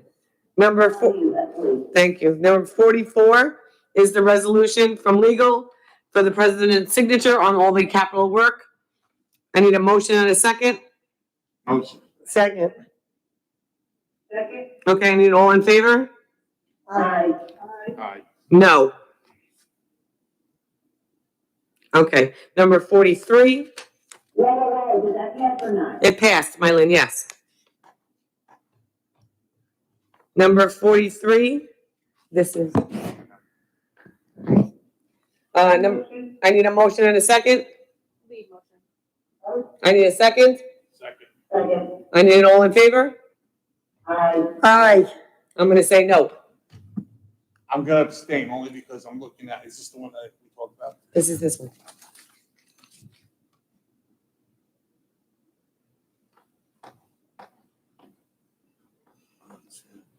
It's a lot to give within 2 years it's a lot to give in 2 years when for 1 year we were actually out. So I'm gonna abstain from this actually. And I just feel like I'm trying to do what's right for the public, the community, not what's right for just a few people. We gotta do what's right for the community. It's a substantial amount to give, I feel. Yes, and, I said no because I've run on top-heavy admin and not just giving away cash, and so I have to say no. I can't go back on what I said now. Okay, so now, it did pass, it went through anyway, yes. So that's, that passed, it went through in perpetuity, he gets that. Or that position does, or that, whatever that is. Okay, budget transfers. I need a motion and a second. Motion. Second. All in favor? Aye. Aye. I'm abstaining. That's budget transfers. I didn't get to see the transfer, so I don't want to vote on something that I didn't see. Number 35, fund reserves, Mylene. Number 35, fund reserves. I need a motion and a second. Can this be tabled until, Richard can come back with something more aligned? We do have a meeting on the 17th. We can table it until the 17th. Yeah, let's table this one. Okay, that one will be tabled as well. That was number 35. Tabled. Okay, number 19.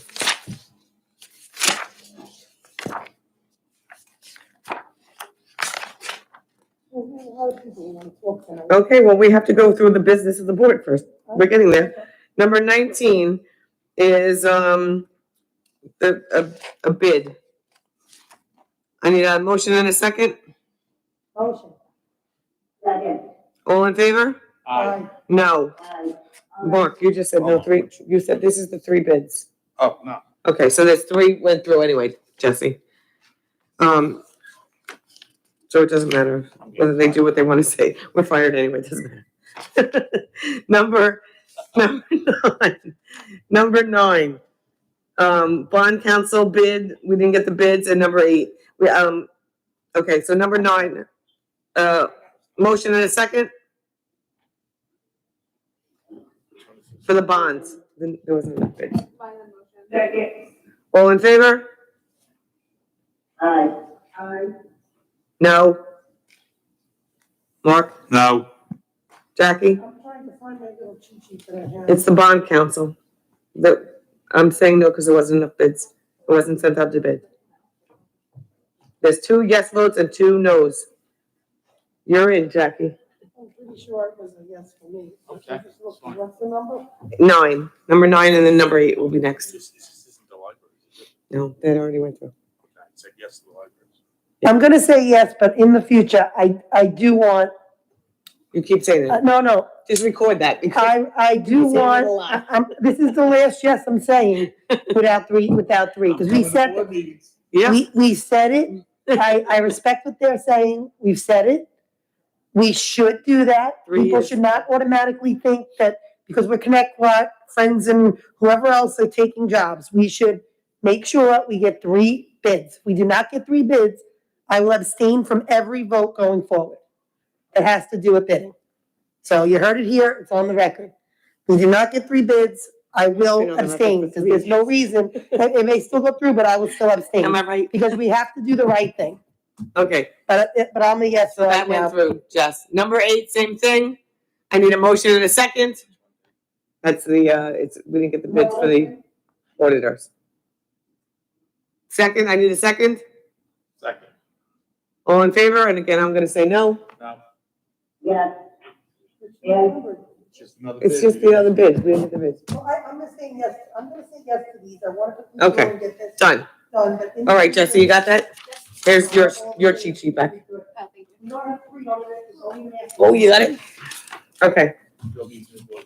Yeah, so don't, I'm not putting it through. Right. I've asked, I want it on record. okay. So now we're up to, where am I here? Okay, consent agenda. The districts-wide safety plan presented by Mr. Flynn I don't have it on here. Yeah, it's a public hearing.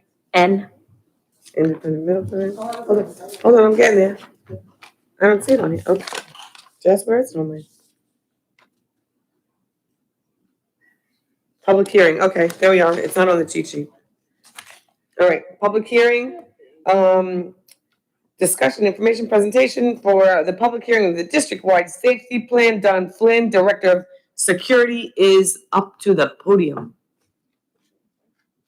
Don Flynn, come on down. You're the next contestant, Owen. And then we'll do public comment and we'll do board. We're gonna go, No, board discussion after public comment. okay, we can do I that. would speak first, I can speak after. Okay, good, because I'm. That's fine. Yeah, then we will do that, yes. I'll be a while, so I'd rather you guys go first. And you can leave it. I'll be home. I'll be home while Jackie's talking. Go ahead, Don, you're up. Thank you. I'll be brief. Good evening. This is the annual presentation, very, very brief of we're ahead of the game. Superintendent is, we actually usually do this in July. I'll give superintendent credit, and as well as our 20-something members of our district-wide safety team, Jackie being a part of that also. We met last virtually, some of us together last Friday, to review approximately 45-page document. And just to give a little detail as to what this is all about, the district-wide safety plan, different than the building level safety plans. The building level safety plans are confidential in nature and a lot more granular. District-wide safety plan is globally as far as what the district does as far as safety, security, prevention of violence, social and emotional well-being. Gail Santo has a part in this, and it's a well-rounded approach. What we have taken a position in the last couple of years is to remove specifics which detail some of how we respond to annexes such as kidnappings and things of that nature. Also, you may also remember a couple of months ago, Mr. Kolahifa presented a piece which was an addition, something that had come down from the state, and in March or April, the board adopted that, and that was in addition to the pandemic plan. We always had a piece in there, but the addition that was added into it was very substantial. We continue to look at the plans, although it has a 30-day adoption period starting tonight, and 30-day public comment period. So we'll be back approximately 30 days from now. And I would anticipate between now and then, we're going to, we continue to look at it. The team members continue to look at it. And as with our building level plans, I keep using the term fluid. They are fluid, so they will continue to change. And to give an example of that, I'll just be today, and again, I got to thank the superintendent because we've had some conversations. We're going to talk in the future about adding a piece in there. Again, going back to the social and emotional well-being of our students. I got to thank the Suffolk County Police Commissioner, Stu Cameron, and Vinny Moronsky, who's the inspector from Homeland Security. I had a meeting today with human trafficking, and it's not what we may think. And the commanding officer of human trafficking, Frank Mazzano, and his sergeant were very enthused about possibly getting together with the Connecticut School District to talk about the dangers that some of our students, both at the high school and the middle school level, some of our young ladies are facing. So we're looking forward to, and the superintendent had made a recommendation that possibly in September, superintendent's conference day, doing a training for all staff, but then doing we spoke today about doing a longer staff training for our psychologists, our social workers, YFS, as well as security personnel. So I can't thank them enough. Would be a little bit of an aberration in getting involved in this, but there's a lot of scary things that are happening. So that's just one example of how the plan continues to evolve. So with that, I don't know if there's any particular questions. It's a very brief overview of a very detailed plan. Excellent, and I'm so glad to hear they're gonna come in and talk to the kids, because there's a lot of bad things going on that a lot of people do not realize is right in our backyards. Right in our backyards, Kids are being taken, they're being drugged, they're being, taken to hotels, and bad things are happening. So I appreciate what you guys are doing, and I appreciate what Suffolk is doing. Absolutely. Mr. Flynn, can you just present the email? Thank you, Kim. I'm glad that this was a topic of, that's going to be brought to our children, a very, very concerning topic. I'm glad it's going to be brought to your attention. And by the way, speaking of other concerning topics, now that you brought that one up, I'd like to somehow address, probably not in your wheelhouse, but maybe Linda, the safety of bikes. I am seeing more and more children in our streets popping wheelies and have very little disregard for cars and. Mylin, I'm gonna ask that you hold that for the board discussion part. Mylin? Our children, if we could do some kind of lesson before school is over, I know it's only a few weeks. This is not the time. One day, maybe half hour presentation, please, please. Mylin. No, Jackie, please. I'm not to cut you off, I just want to tell you. I know. My oldest son was hit by a van. He was 14 years old. Thank God he was okay. He was not wearing a helmet. And the worst feeling for any parent is have to go to the hospital and see your son's head cut open. And massive stitches put in your child's head. And you don't know if there's any brain damage done. You don't know anything until all those tests are coming back. So please, I can't stress it enough. I'm just gonna tell her that. Bike safety, please, please, please. Can somebody address it? Mylin, just so you know, so you're aware, at the district safety meeting about, was it 2 months ago? About 2 months ago, Don did go over that. We brought it to his attention. Me and Linda were actually at central office when we zoomed in together for the safety meeting, and it was brought to his attention. And we did discuss bringing in different ideas of safety town and a couple other ideas for middle school or elementary to try to get the kids aware of the dangers. But we can go over that during discussions more, and I have actually notes on that I could show you. So the district-wide emergency plan will be posted on our website, and a specific email address has been created for that. Mr. Flynn, do you want to tell the community about that? So there's a separate email address where during the 30-day public comment period, if anybody has any questions or recommendations, which we're always open to, you can send your email in and it'll come right to the committee's attention. We routinely speak, and again, questions, comments, suggestions, we're open in the next 30 days, and actually even after the next 30 days, we're always open for suggestions. So there's a separate email that was set up by the superintendent's office to comment on that. Thank you, Don. Thank you, Don. Thank you. Thank you, Jackie, for being on the committee as well. Okay, the next item up, we're going to go out of order, if that's okay with the board. We're going to allow, well, I need 3 people. So I say yes, you say yes, Mark says yes, we're good. So instead of doing new business discussion items by the board, we're going to have public comments. Please, you will hear this noise. That means that you have about 30 seconds left. There's a lot of people here tonight. We want to make sure that we get to all of you. So please, when you hear this noise, wrap it up. Yeah, Linda, we can say that now. It's been approved, right? The athletic director went through. Yes, the MOA between the district and the CPDA in regards to the athletic director has been approved by the board this Right, evening. so Mr. Mallory is still our athletic director. Yes, he is still we did not accept his resignation. His resignation was tabled, and the MOA between the CPDA and the district was approved this evening. Right, so if you're coming down here to advocate for him, it's already done. He's back on there. And then that's it, right? Okay, so public comment, please come up to the podium.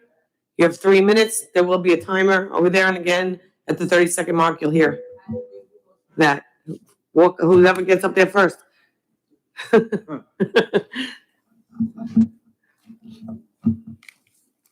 Jesse, will you start the timer, please, once you begin speaking? Thank you. Hi, my name's Christine Hampson. How are you? Good evening. Hello. Want to quickly touch on a couple things. Okay, sorry. Hello. A couple of things. One, regarding the seniors. The banquet was great. They got to all get together for a change. It was awesome. My question is now with prom, I know they said they were separating it into separate rooms. I also wanted to know questions about graduation. I know that they were worrying about the numbers and the counts. You only allowed so many students, otherwise you have to get tested and so forth and so on. I'd like to know why there was a survey sent out asking us what we would do. Would we be willing to all be tested or not? And we all answered because all of the parents want our children to graduate together. They've earned it, they deserve it, and it should happen. This field is enormous. There's plenty of room to fit the 500 students, well, 400 and change on the field, and the 2 guests that you're allowing per child to sit in the stands or whatever. There should be no reason why that cannot happen. Linda, do you want to address that, please? So we did send out a survey a while back, and on that survey, 356 families out of the 446 seniors said that they would allow their child to be tested and or provide either a vaccination or a PCR result within 72 hours or a rapid test within 6 hours of the event. That means that 90 families have said no, that they will not provide that documentation. So in order to allow all of our kids to have the day to graduate, we have to remain under 500 if we're not going to be able to have all of our families submit to the verification of testing and or vaccination. That was something that the team discussed. We do want every child to be able to walk across the stage, and in order to do that, we would have to stay under 500 guests. The guidance changed between April 7th and April 14th, I believe, or April 27th, I'm sorry, was the latest guidance. In order to allow every child to be part of the ceremony, we are only allowed to have 500 guests. The children are not considered part of that 500. Originally, the students were part of that 500, which would have meant we needed 4 to 5 ceremonies to get everybody in without having to do the burden of testing.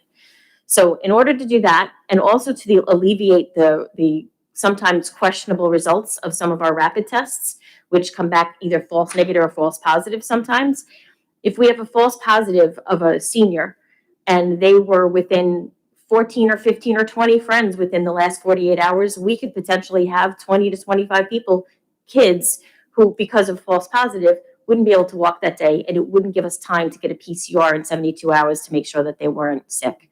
So in order to not have that kind of event happen and have some of our kids be excluded erroneously, we thought staying under the 500, which is the gathering limit currently, where you don't have to test, that's what we would be doing. So you said the students are counted separately? Correct.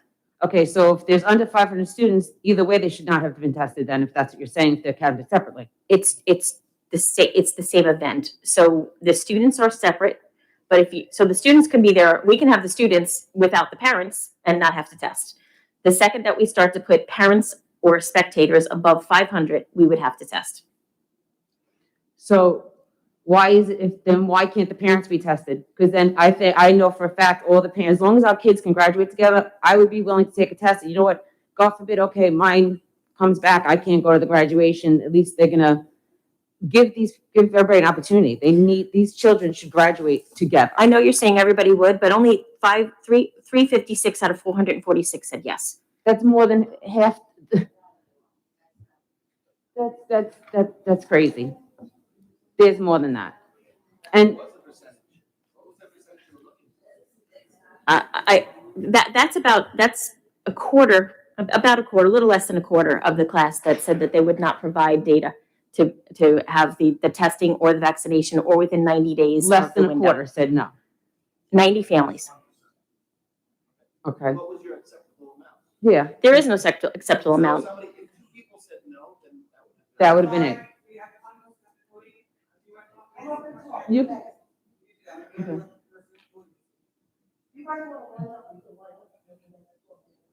That's fine. If they won't. But this is like, there has to be a way to figure this out for these kids. And the thing is, you're outside, you're outdoors, and it's not like we're even together. You're absolutely the preaching to students the are choir. in one section and the parents are in another. It's like 2 separate That's correct. It's the Events. spectators. It's the spectators that count. So the moment we go over 500 spectators, we have to test or proof of vaccination. Please write to Governor Cuomo. I believe outside Trust me, there should be no calling and limit at writing this point. constantly. But right now we have to go with the guidelines that are given to us. Okay, and the other thing is the emails that we get. It's, okay, you can do this. Then the next day, nope, we changed your mind, you could do that. You get these kids all excited that, oh, they don't have to wear masks or anything anymore to go to school. And then you get another thing saying, oh, now you have to wear masks. Everything is done so uncoordinated and it's ridiculous. It's absolutely ridiculous. So the email that came out on Friday reported what Governor Cuomo stated at his press conference, which was that the New York State Department of Health was going to, as of Monday, if they hadn't heard back from the CDC, move forward with no masks inside. That was the report that I made to the community. On Sunday at 1:37, we received an email from the New York State Department of Education that said, you can't move forward with anything until you have a changed executive order. I'm just reporting what's happening in the community, not what's happening in the state. So that was the emails that we received. And so we let the community know that as soon as we possibly could. Okay. Now, how are you working with prom with these seniors? Are you doing the testing here? Do they have to get testing outside? Because I know last time there was also a miscommunication with the whole banquet because people made schedules at like 8, 9 o'clock in the morning for their kids to get tested. And then you get told, oh, no, it has to be within 6 hours. So the people that made these appointments in the morning were now scurrying to try and find appointments to do later. So you're in that time window. So that guidance has never changed. It's 72 hours of PCR within 72 hours of the event or within 6 hours of the event for your rapid test. That guidance has been in place for about 2 months now. Are you offering the testing at the school? Mr. Moran was here earlier. I think that it was set up. Is Mr. Moran still in the? I have to speak with the high school principal because he was setting those up. Okay, and how soon would you let the parents know if that's a possibility or not? That would be through Mr. Moran's office, so I will make sure that he communicates with you folks as soon as possible. Okay. Thank you very much.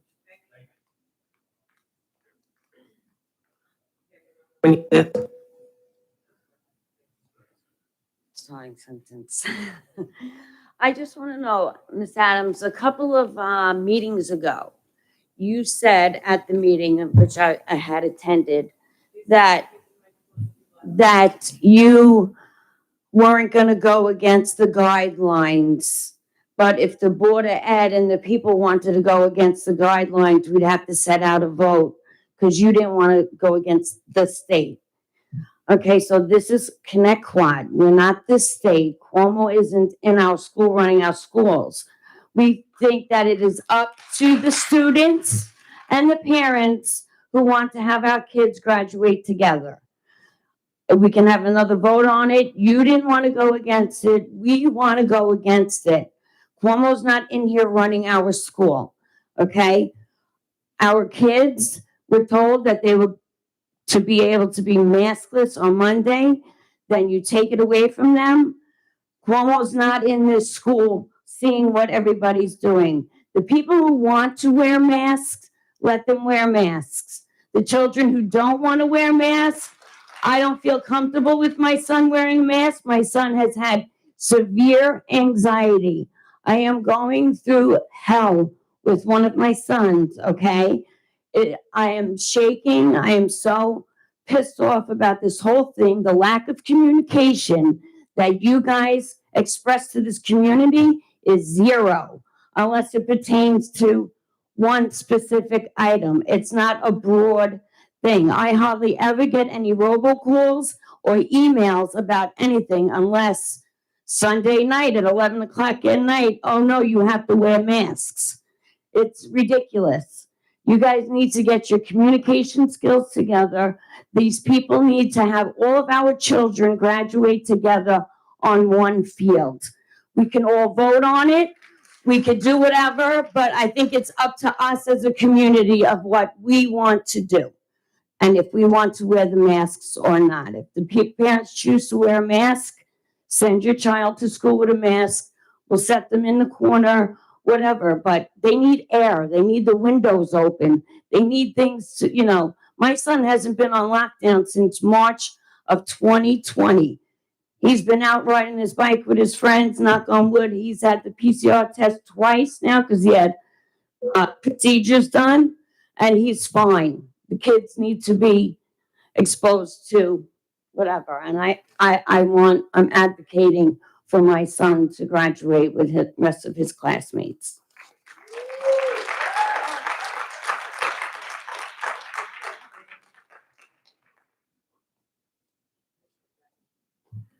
Hi, thank you for, am I taking your place? Okay, all right.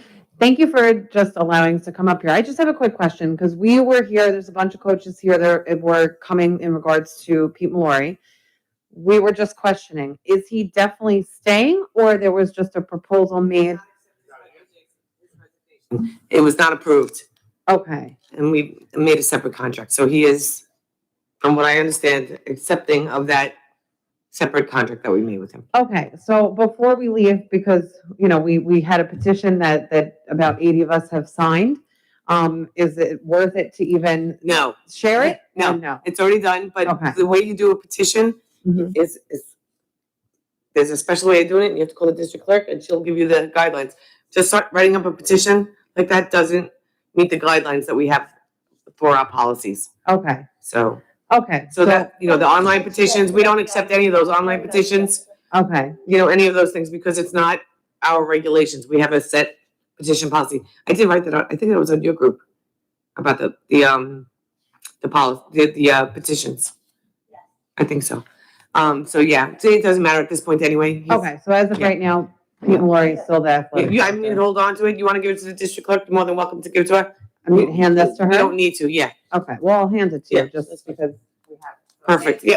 Thank you. You're up, Diva. Pardon, Miss Kennedy left. She had to exit the meeting, so she's Okay. no longer with us.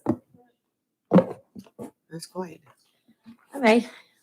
Good evening. Anybody who knows me knows I'd rather be tap dancing than public speaking, but it's all good. I'm not good at this, but either way, Dr. Adams, I would like to thank you for finally deciding to stand by our students and penning a letter to the governor on our behalf.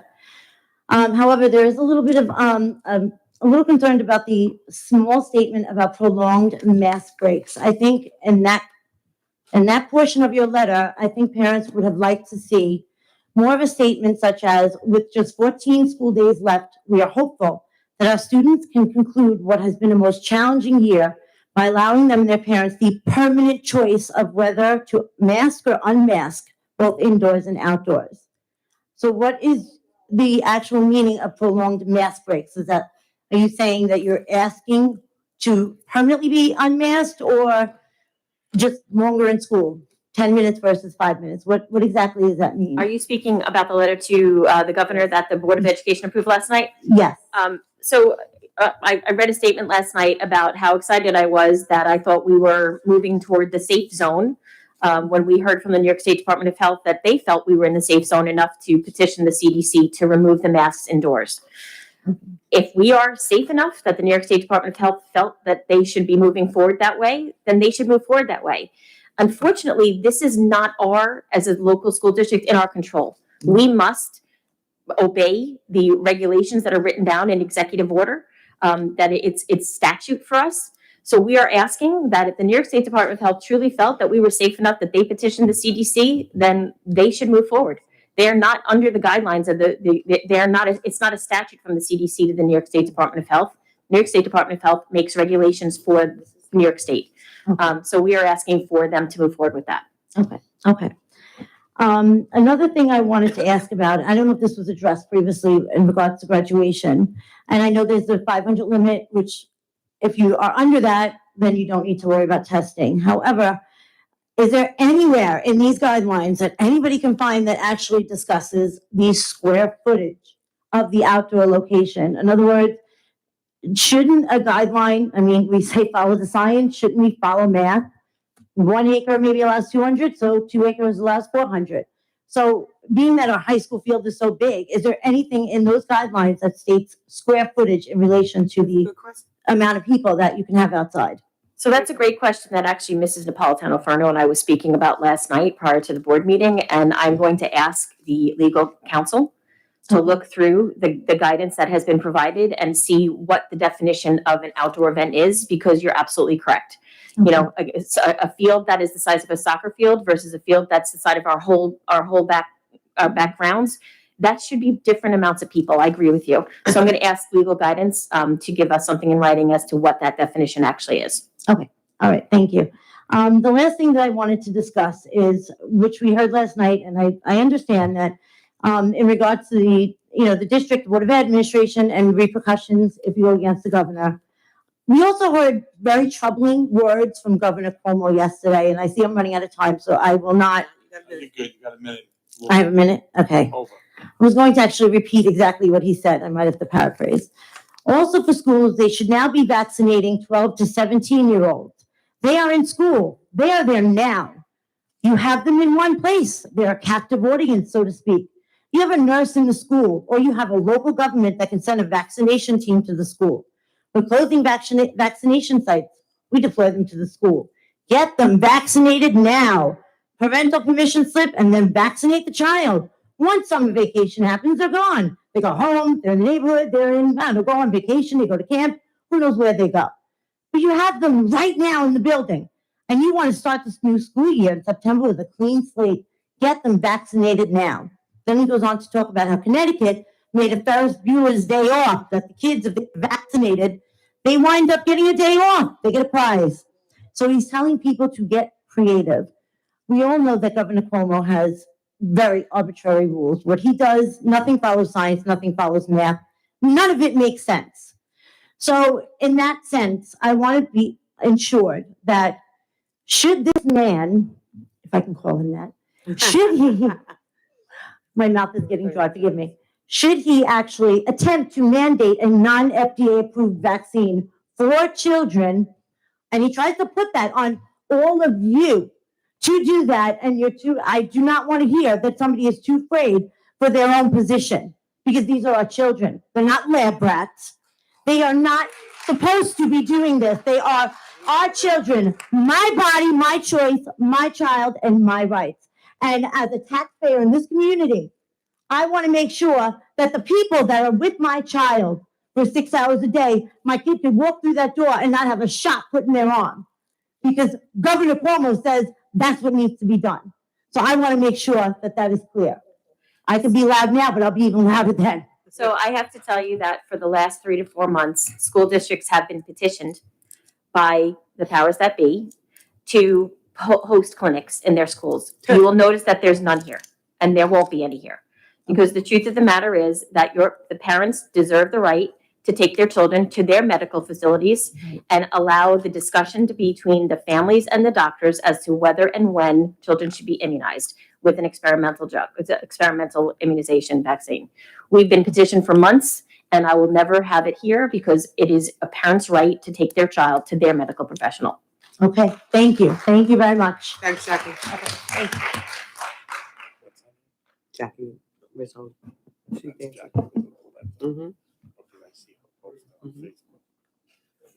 Hi, how you doing? Just remember when you hear the sound. You have 30 seconds. That's okay. You can say your name. Yeah, good. Just say whatever you want. Good. Yeah, so my name is Alex Piccarillo. I'm the Sachem Board of Education President. Hi, Alex. Hey, so we saw the letter on Friday, we saw the letter on Sunday. We decided that we were gonna have an emergency meeting on Sunday, and we tried to take the masks off on Monday. The governor's pit bull, Dan Fuller, called us and threatened us that if we didn't put the masks back on, that they would have monetary fines, they would close the schools for in-person learning, they could suspend certifications. They threatened us all different ways. We have to find a way as neighbors and grab other school districts together to write one big letter or do more, a change.org petition, something, because we keep sending letters at individuals, we never get a response. I think they either throw them out or they have a big bonfire in the back of the state building up in Albany because they're not listening. They're never, ever listening. Delete. Yeah, they just delete everything. We have to come together as a county, as Long Island, and say, we need local control. We need our communities to make the best decisions for our kids. And like I said in the emergency meeting, and I know that Jackie said it the other night, but kids cannot be treated like political pawns. Right. And that's what, this is a big game to him.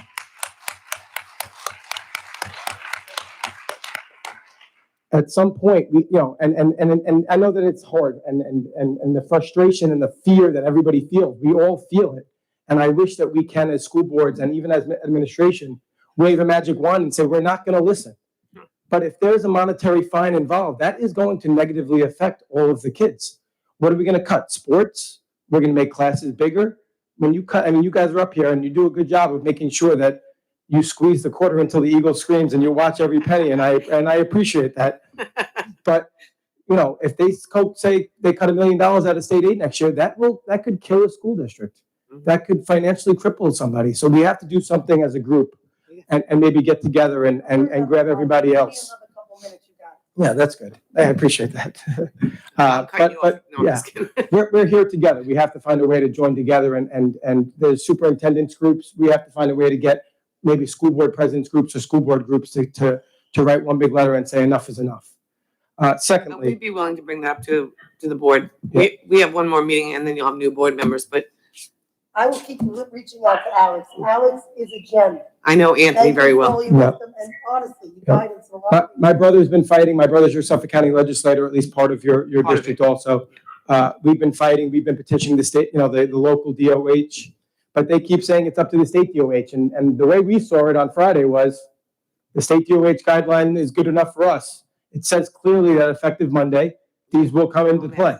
Right. So we tried. We kind of saw that too, but we didn't have the emergency vote numbers that we needed. Yeah. Yeah, we needed 5. And even with it, it was one day. It was one day that we got 1,000 thank you emails and everyone was very appreciative. And then we killed their dreams yesterday by writing another letter saying that you have to put your masks back on. But I actually took a personal day today from work and I went to the schools and I was the face. It was my fault. We tried something, it didn't work. And just so the staff saw it and the kids saw it. And I walked around the halls and I had my mask on and I said hello to everybody and we tried to have the best day that we possibly could. But in my other role, I just wanted to say thank you because I had an opportunity to work for Pete. I'm the boys varsity basketball coach at Ward Melville as well.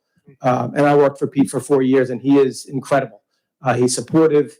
He wants what's best. And I think that you guys have a really, really good guy with you. And what you did tonight, I think as a group, shows your support for him and what you want out of the athletic program. So I just wanted to say thank you. Thank you. Thank you, guys. Thank you very much. Thanks, Alex. And honestly, what you guys did at Sachem, I commend you because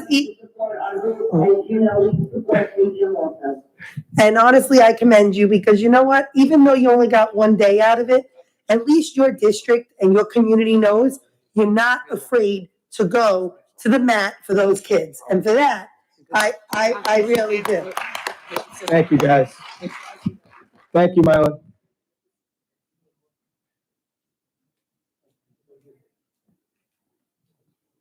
Oh, great. All right, just remember when you hear the sound, I have to cut you off. You have 30 seconds to wrap it up. I really have to go, but I think I made a mistake in the vote. she left. Okay, what was Can the, I go back for 1 second? lady, the votes are done. She's got to wait. The votes are done. We're at public portion now. The voting is done. No, this is something earlier. I don't think I. She's got to. But the votes already went through, Lee. Lee, we're at public portion right now. The voting is done. It's everything that's been approved. Everything went through. Everything went through. Okay, so you're telling me I can't ask a question? We're at public portion right now. You could wait until when it's the board's turn again. But right now we have a person up at the microphone ready to speak. Go ahead, you're up. Hi, I'm a student at Connecticut High School. Hi. I was just going to try to loop back around to graduation. There's something I'm not entirely clear on. Do you mind just clarifying again the numbers of people who would like to go to not like to go and with the whole grade? So there are 446 students and 356 families said that they would allow their students to be tested or provide the vaccination, and 90 families said that they wouldn't. Okay, so the 90 families, that means that they are for the split graduation then, correct? I don't know what they're for, to be honest. All I know is that they said that they would not provide that information that we needed. So Linda, they might not even show up, those 90 families then. So we're penalizing 4/5 for 1/5. Okay, Finish, right, only go ahead, because finish yours. because when we get Alright. into public, we're gonna speak. Go ahead. Okay, yeah, I was just trying to think out the logic through that. Yeah. Would it be impossible to just have the majority of the 300 families all graduate together and those Yeah. in the 90 families go on their separate day if that's what they're gonna want anyway, to have the split, grade? So I'm really hoping, Great. to be honest with you, Common sense. we've seen all over Long Island that the facilities that host weddings and the like, the catering facilities, have actually sent out emails and messages to brides-to-be and folks who are having larger parties that they've heard as of June 15th, the outdoor gathering limit will be abolished. It is my fervent hope that that happens. That would mean we can have one graduation ceremony and no one needs to provide this information and the vaccination cards and all that kind of artifacts.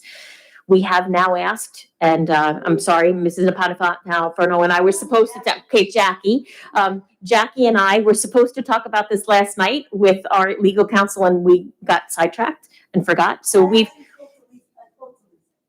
now we will get that information to see if there's a square footage rule within which we have to do that 500 because potentially it might be bigger. So we're trying to work toward getting one ceremony. That has always been our hope. But we have these guidelines that we have to deal with, and we're hoping that we get different answers and we can do it a little bit creatively. I'm just gonna tell them what, I spoke to the council, and we're working on some creative ideas. If you made the high school, back of the high school 2 arenas and renamed it to different graduations. This is graduation A, this is graduation B. Could you have the kids in the stands and graduation A and B separated by a fence? A fence that if I have to go out there and roll it myself to put it out there, we'll have a plastic fence or something put up. There's ways to get around the guidelines without technically going against the guidelines. I mean, I really want to know, and this is from council, what's the worst they could do to us? What's the worst? Slap on the wrist like that? I mean, at this point, I want to see you guys graduate, and I know other board members want to see it, and I have been calling the superintendent and being very annoying about this because I found out about the 500 guests, and I said if it's 500 guests and it doesn't count, then our middle school should definitely be doing just one, and our high school, we should figure out a creative way to make 2 separate graduations one. Even if it means you got to put a plastic fence down half of you guys and say, hey, this is the A graduation, this is the B graduation, but they're going on at the same time.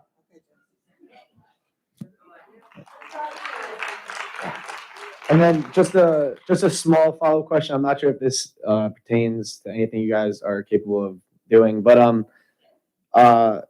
when it comes to the 2 groups for the graduation, I'm not sure if it would be possible to just have sign-up sheets because I'm not a fan of like graduating with people I've never even met in the school while my best friends are graduating the day before or, however that would work.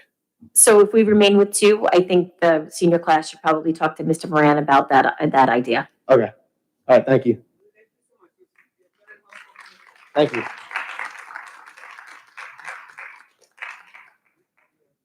So Linda, yesterday you and I spoke, and I told you. Mylin, we have somebody up at the podium.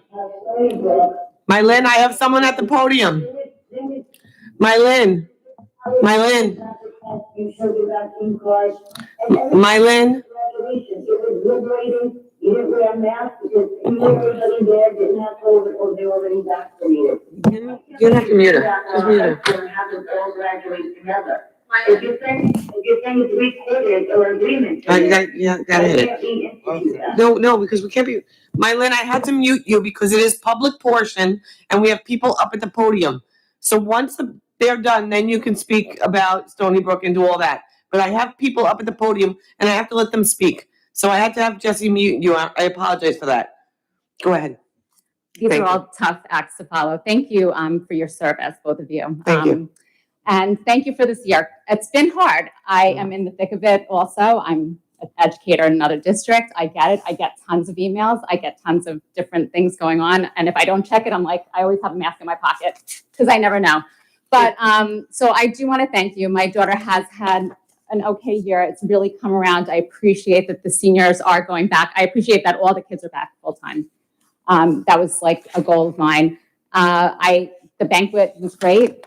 I'm looking forward to the prom. The awards last night was wonderful. It was like, I don't know, I couldn't contain myself with my tears last night. It was amazing. These kids in Connecticut are amazing. The teachers are amazing. I heard when I was at home, my daughter's teacher got tenure, and she goes to Sycamore. This is an amazing teacher. So I congratulate all of the staff members that were up for tenure. And I congratulate all of the retirees, because honestly, when I heard somebody say that somebody was working for 40 years, it's amazing. I know they put a lot into it, and I thank them for their service. I just, listening to everyone, I would love to see one graduation. I'm sure that we can have a lot of parents, maybe a committee, come up with creative ideas, just even to have the kids watch each other. So they don't have to be the spectators. They're part of it. So the one session doesn't have to leave. They can stay there, because I agree with Tyler. I can say his name right. I agree with the previous speaker that, sometimes the kids, they want to see their friends. They want to know who graduates. They don't want to see it on TV. They want to see and be there for their friends, the other graduates. So if we can figure out something more creativity out with the kids could stay. As a parent, I would want to see my daughter graduate. I don't necessarily need to see all the other kids. I would love to. They've been in my house for years now. I feel like they're part of my kids, some of them. But I would rather just have my daughter see her whole grade graduate together. So if there could be any more creativity with that, I would gladly, put in my 2 cents, whatever I can. You know that I've given a lot of suggestions this year, and some have been accepted, some of them have been shot down. But I am appreciative. I think that Connecticut is an amazing district. I think that we can all work together. I know how hard it is. I know there are a lot of emails going back and forth and confusion, but it does happen in every district. So I hope that everyone could just understand that there's a lot of information that's getting thrown out at all odd hours of the night, and things happening last minute. But we have to know that Connecticut, I'm very proud that my daughter is graduating from Connecticut. It has been an amazing experience for her. I student taught in this district, and I want her just to end on a good note. So that's why I'm here tonight. I wasn't planning on coming, but it's just this last little, thank you. Thank you. And Thank you for hopefully coming we up. can figure something out. I'm open I to hope any so. suggestions, and I will give anything. I'll get we're my doing our best. measuring. You know me, I'll get my measuring Thank you so much. out of my sewing kit and just measure the field if I have to. So let's think together. We can be creative. I know, Mrs. Napolitano, you have great ideas, so let's work on this together. Even if the kids just stay. If the kids could just stay. Because even my daughter was told last night that she's a W, but she was going to be in the first half. So that to me is confusing, because I'm like, oh, I thought we were doing 6:30. A lot of, Mr. Moran is doing a fabulous job, I have to say, but there is a lack of communication but it's changing. So I don't want to make blame on anyone. Everyone is doing a very hard job, but if we could just do something for these seniors. Thank you. Thank you. Thank you. Hi, how you doing? Sorry for trying to name back there, but. That's Got a okay. little That's all worked right. up, so You know what happens? I've done it many, many, many times. It happens. So mine's really quick. It's really just, we're talking about, you're gonna look into the square footage and stuff like that, but there was no follow-up question in terms of when we expect a response back from you. So it's one thing to say we'll look into it, but let's get a time frame set right now.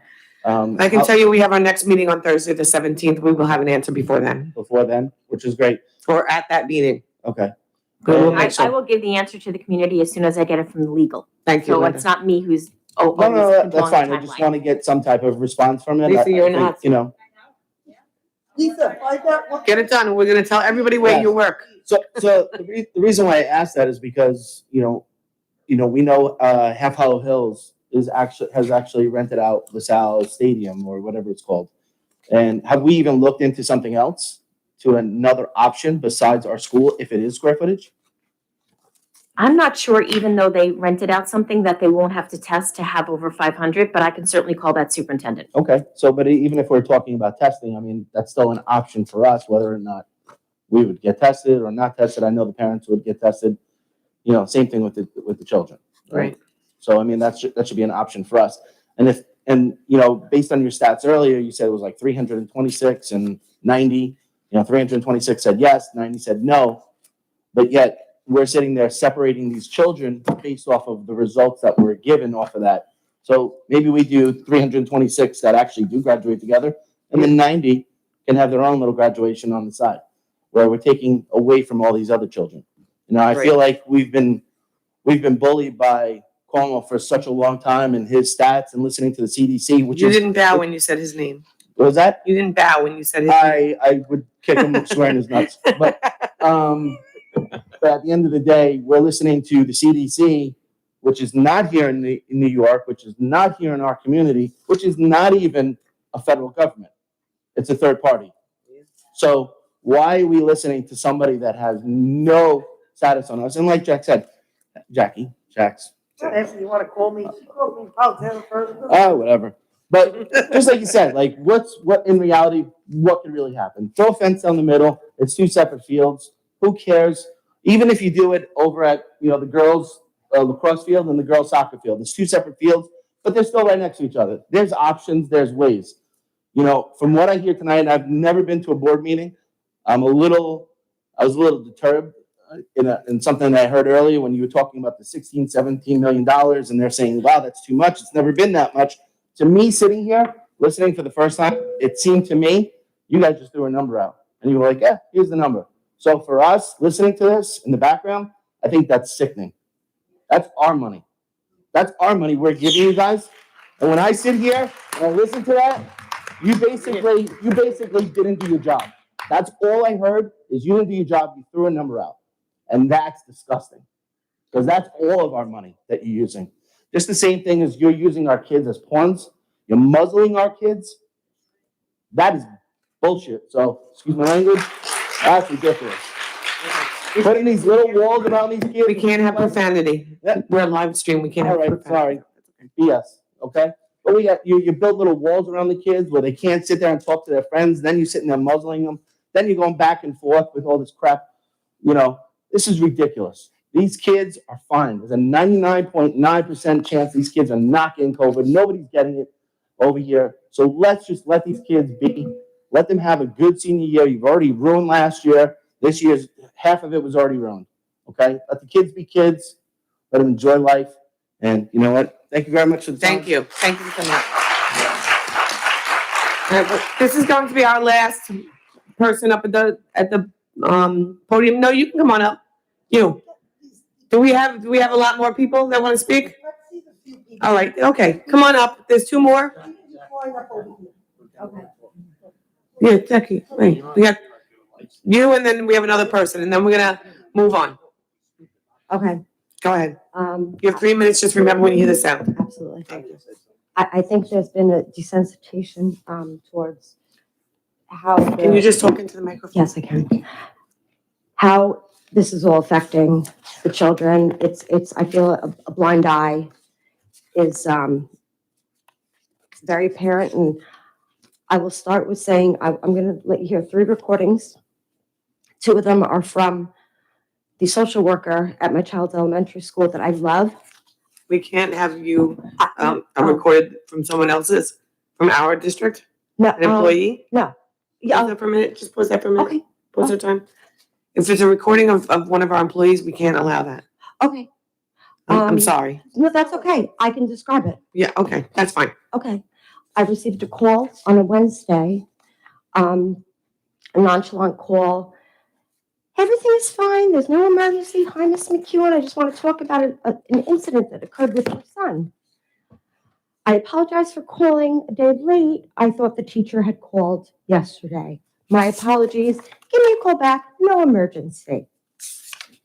I call her back that night. Obviously, she had already left work. I received a new message the following day. The message that I received described a situation that my son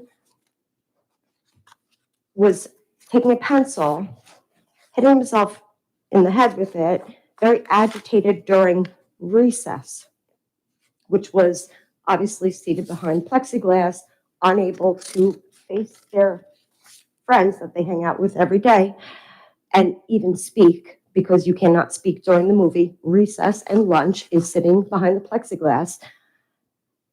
And I'm sorry, it's hard to. No. It's okay, go ahead. Okay, so I guess I'll just skip to the third message, which is my son's description of that. There was another class on the playground, and I remembered the day before yesterday they were on the playground, and we didn't go on the playground for like 5 weeks yet, and they got to go on the playground like 5 to 6 times in 5 weeks, and we didn't get to go on the playground, and that's upsetting because we haven't been on in like 5 weeks. So I don't understand.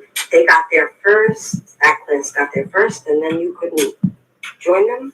Oh, because stupid school says that's okay. We can't even go on the playground when there's like a class of 5 kids on the playground. We can't even join them. So you don't get your. No, I'm sorry. No, that's okay.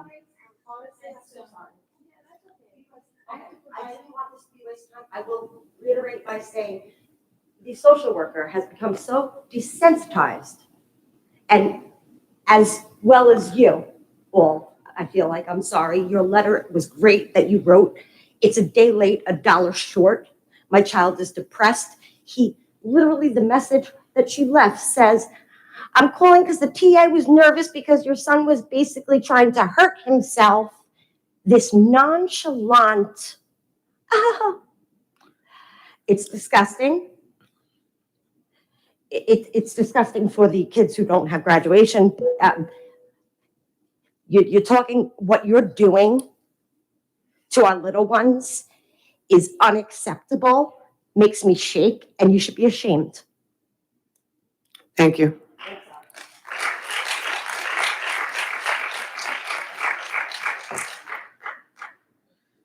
You wanted to speak? Come on up.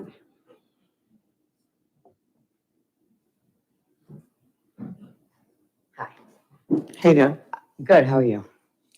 I know we're already at a loss with the masks, probably for the rest of the year. How about the barrier? Yes. Can we question. put this Good barrier question. down? We did talk about this last meeting. The shield, I thought they were the down. barriers. I mean, enough is enough. Why are they in a plastic box? Yeah. Then I My thought we were daughter taking is those sitting down. at lunch. Her friend is sitting behind her. They can't even turn around to talk to each other. Her friend reached her hand over to tap her on the head so they could try and play a game. Like, are we kidding each other right now? All the way into June with no COVID cases. They're sitting in a plastic box with a mask on in a hot school. Can we take the box away? I know. Can we take this box away? And if there's parents that want to keep the box, I don't care. Have them put 10 boxes. There are parents that don't want the box anymore. I'm gonna There are districts, my daughter goes to dance 2 towns away. There are districts that removed those boxes weeks ago. And she doesn't understand why hers is not gone. I'm going to have this What is superintendent going on address with that. the overkill in Connecticut? We're going to have her address that right now because we did think that they were, I thought that they were gone the last time we spoke. We asked them, you said that the next 2 days. emailed today and I didn't get a response. Hold on, the next 2 days, after the last meeting, you said the next 2 days they were going to be taken down. No, that we never spoke about that because we spoke about keeping them up as a secondary safeguard. No, we specifically. What do you mean secondary safeguard? Wait, we were in the high school. We actually never said Hold that. on, We were hold on gonna 1 say- second, we said please. we would most We were likely here start. in this room. I heard it was optional. When I brought that. Myself. So can we direct you, actually, Lisa, can we direct the superintendent tonight to get these barriers down in the next 2 days? In the next 48 hours, every barrier down. Do I need 3 votes to do that? It would have to. John, could your people handle it? Hold on, Lisa's answering the question. Jackie, Okay. It would have to be consistent with your reopening plan and what you have in your plan with regard to how the classroom is going to be set up, et cetera. So, and That's a reopening plan, though. I don't understand that either. This is the problem. Hold on, Jackie, hold on. That's a reopening plan. Now we reopened and we're using these guidelines from the opening, but now things have changed. Right. So we have no plan for the continuance of it. No, so that's kind of the point. So to the extent this issue is addressed in the reopening plan, you can certainly make the change with the board approval. Okay, that's what I want to do tonight. Can you write up some wording to have it removed? But I just want to make sure that that change is consistent with the guidance that the district has to follow. Do we have that planned? In accordance with the Department of Health regulations. Well, I don't want to wait till the 17th. How are other The towns barriers doing it? were a How is second- Holbrook doing it? Wisconsin? How are they doing it? The If barrier it's was not a going with second the layer of guidelines. This is my protection. first time hearing the issue, so I have no idea how any other district is doing it We'll or figure what it the requirements are. This is new to me. Thank you. We're gonna work on that right now. Thank you. Okay, at this time, we are gonna conclude public portion, and we're gonna go into first I want to finish this question up, and then we'll go into the board discussion. But Jackie, let Linda finish answering. So the barriers were a secondary protective measure that was part of the reopening plan. And I know we keep calling it the reopening plan, but it's really the operational plan once the reopening was accepted. Can they come down? They can. There are certain issues with having them come down. They are very time consuming. And we know that the clips were problematic when we had our kids taking them in and out when we were moving from class to class. So to take them down and not take the clips off would actually provide an opportunity for our kids to actually get cut or hurt. If the board would like to vote to remove those and change the plan, we can certainly do that, but it's going to take a while because I don't want to take the films off without taking the clips off. And I know that Mr. Allen has had certain tables moved and taken the clips off, and it is a very time-consuming process. Linda, how many days did it take to put those up? It took like overnight. How many days did it take to put those up? Up versus How many down days is did it very take to put them different. up? We can't No, have I anybody, understand, public ma'am. portion is over now. I'm sorry, we can't have anybody we can't have anyone from the audience Okay, speak. I want This to. is board discussion now. I'm sorry. I want to know from Mr. Allen, how many people you could get, even if it meant we had to get a vote to pay them overtime Right. to take these things Jackie, down. This should have been done 2 weeks ago. That's This what we really did bring should it have been up. done when We did I bring it up said then. something 2 weeks All right, ago. Jackie, let Ms. and Allen they answer the were getting question. taken down. Jackie, let Ms. Allen answer the question. So I wish I had a clear-cut answer for you to tell you how long it would take to take off all the clips throughout the district. I can't give you that answer. I know that. Well, if we don't start, it's never gonna get done. I'm not disagreeing with that at all. My point is, if we're asking for 2 days, I will tell you that we will do everything we possibly can, but we got to remember, we are still cleaning the building for COVID. We are still going through all of our cleaning protocols that are part of our daily operation. If the direction is that we are going to remove the screens, the barriers, I will have the custodians start tomorrow, talking to the principals, looking at the most critical spaces and making a determination how we're going to go through the district and do it with the goal to get it done as absolutely fast as we can. But I can't say that I can get it done in 2 days and still clean the buildings and do everything else that needs to be done. This is the issue. Whenever, and I hate to say this, but whenever it's something that we've wanted to get done and get it done as fast as possible, I feel like it gets put on hold. Because this is something I know I brought up weeks ago in public session. We were here, and you did say. And I was told. They were gonna be taken off I'm not that even week. gonna say by who, but I was told by an administrator that these don't even do anything typically. So if that's the case, they should have been down. They should have been down because people gotta wear masks.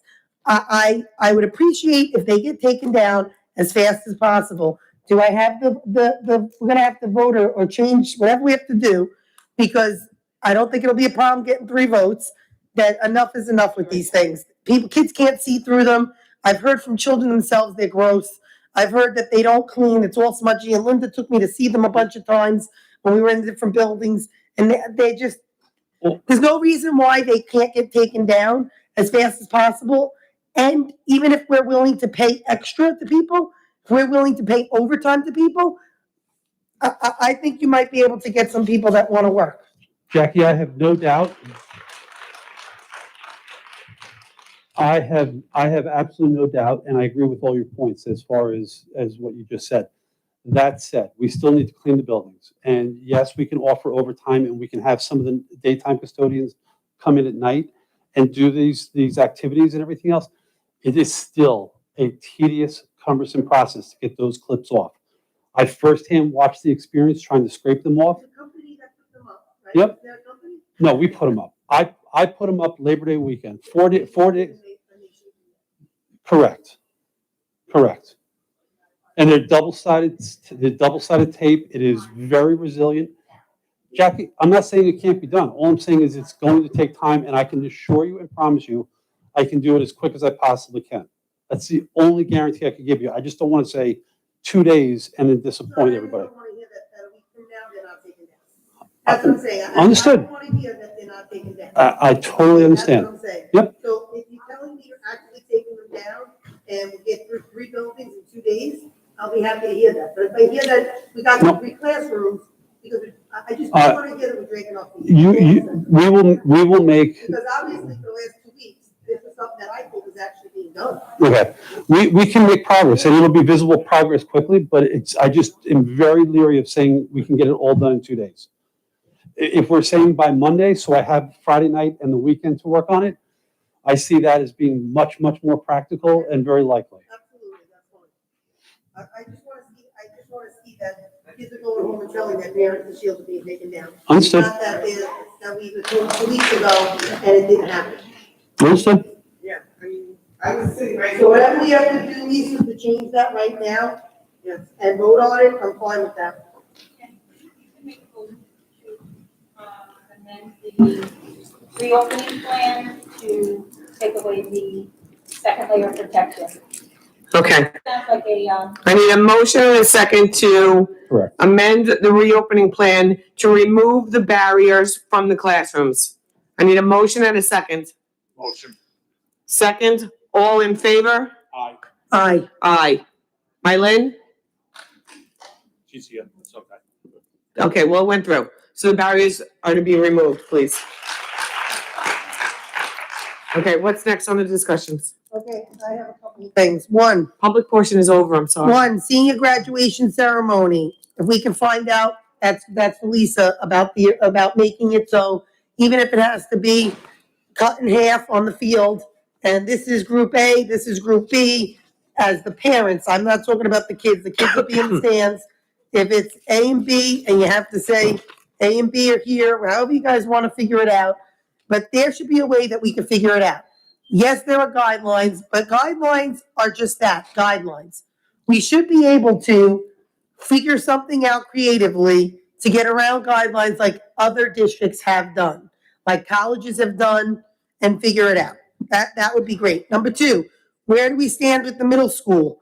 That both of them, now that the 500 is actually 500 guests, neither school has enough children that they would go over the 500 with 2 guests. And they both have fields as well. So I did ask the 2 middle school principals what their concerns were with going to one, and this is the first time that they're doing an outdoor event. This is also the first time they're not going to be in the high school. So one of the major concerns with having the whole class as one was parking at the different buildings, especially during the school day. Another concern was the distancing of spectators because they don't have an elevated stage that's similar to what we have at the high school where the people can see the kids getting their diploma, and they were worried about the distance away that we have to place because we still have to place all of our spectators in groups of 2, 6 foot away from each other. Why can't we then use the high school field?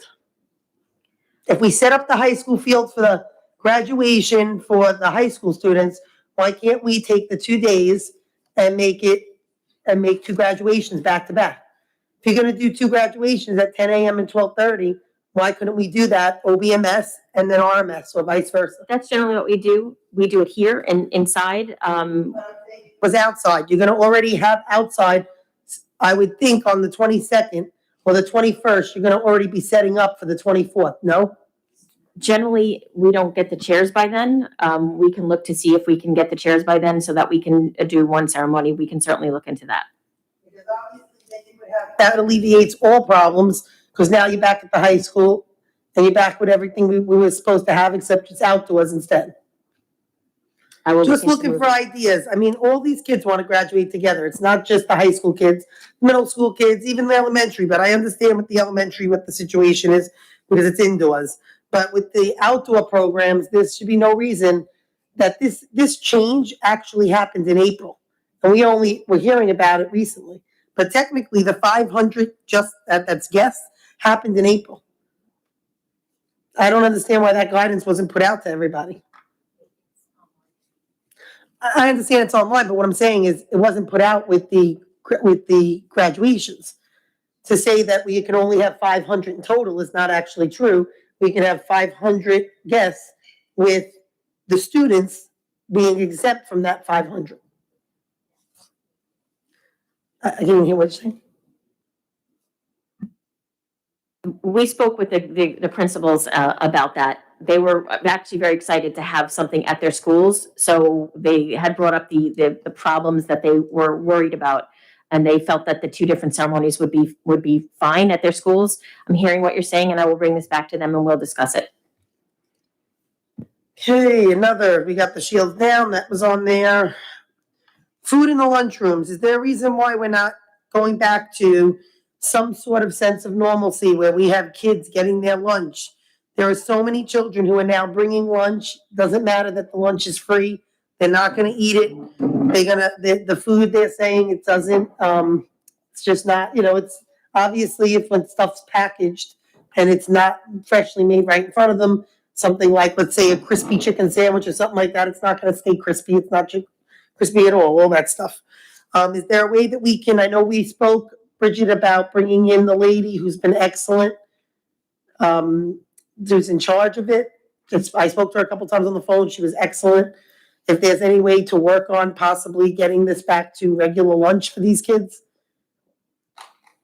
Lunch and lunchroom to go like on the line and pick up their lunch rather than having bagged lunch. I don't believe we're still allowed to serve in a serving line. That guidance hasn't changed, that we're not allowed to serve in a serving line. It's just like you're not allowed to have a smorgasbord at a wedding. It has to be seated at the table. So I don't believe that guidance has changed at this point, but we can certainly talk to Mrs. Miller about it. Okay, we could look into that. Lisa, could you also look into that and see what the guidelines are? Because I feel like these things are ever changing. To find out what they're doing with that. They change every day.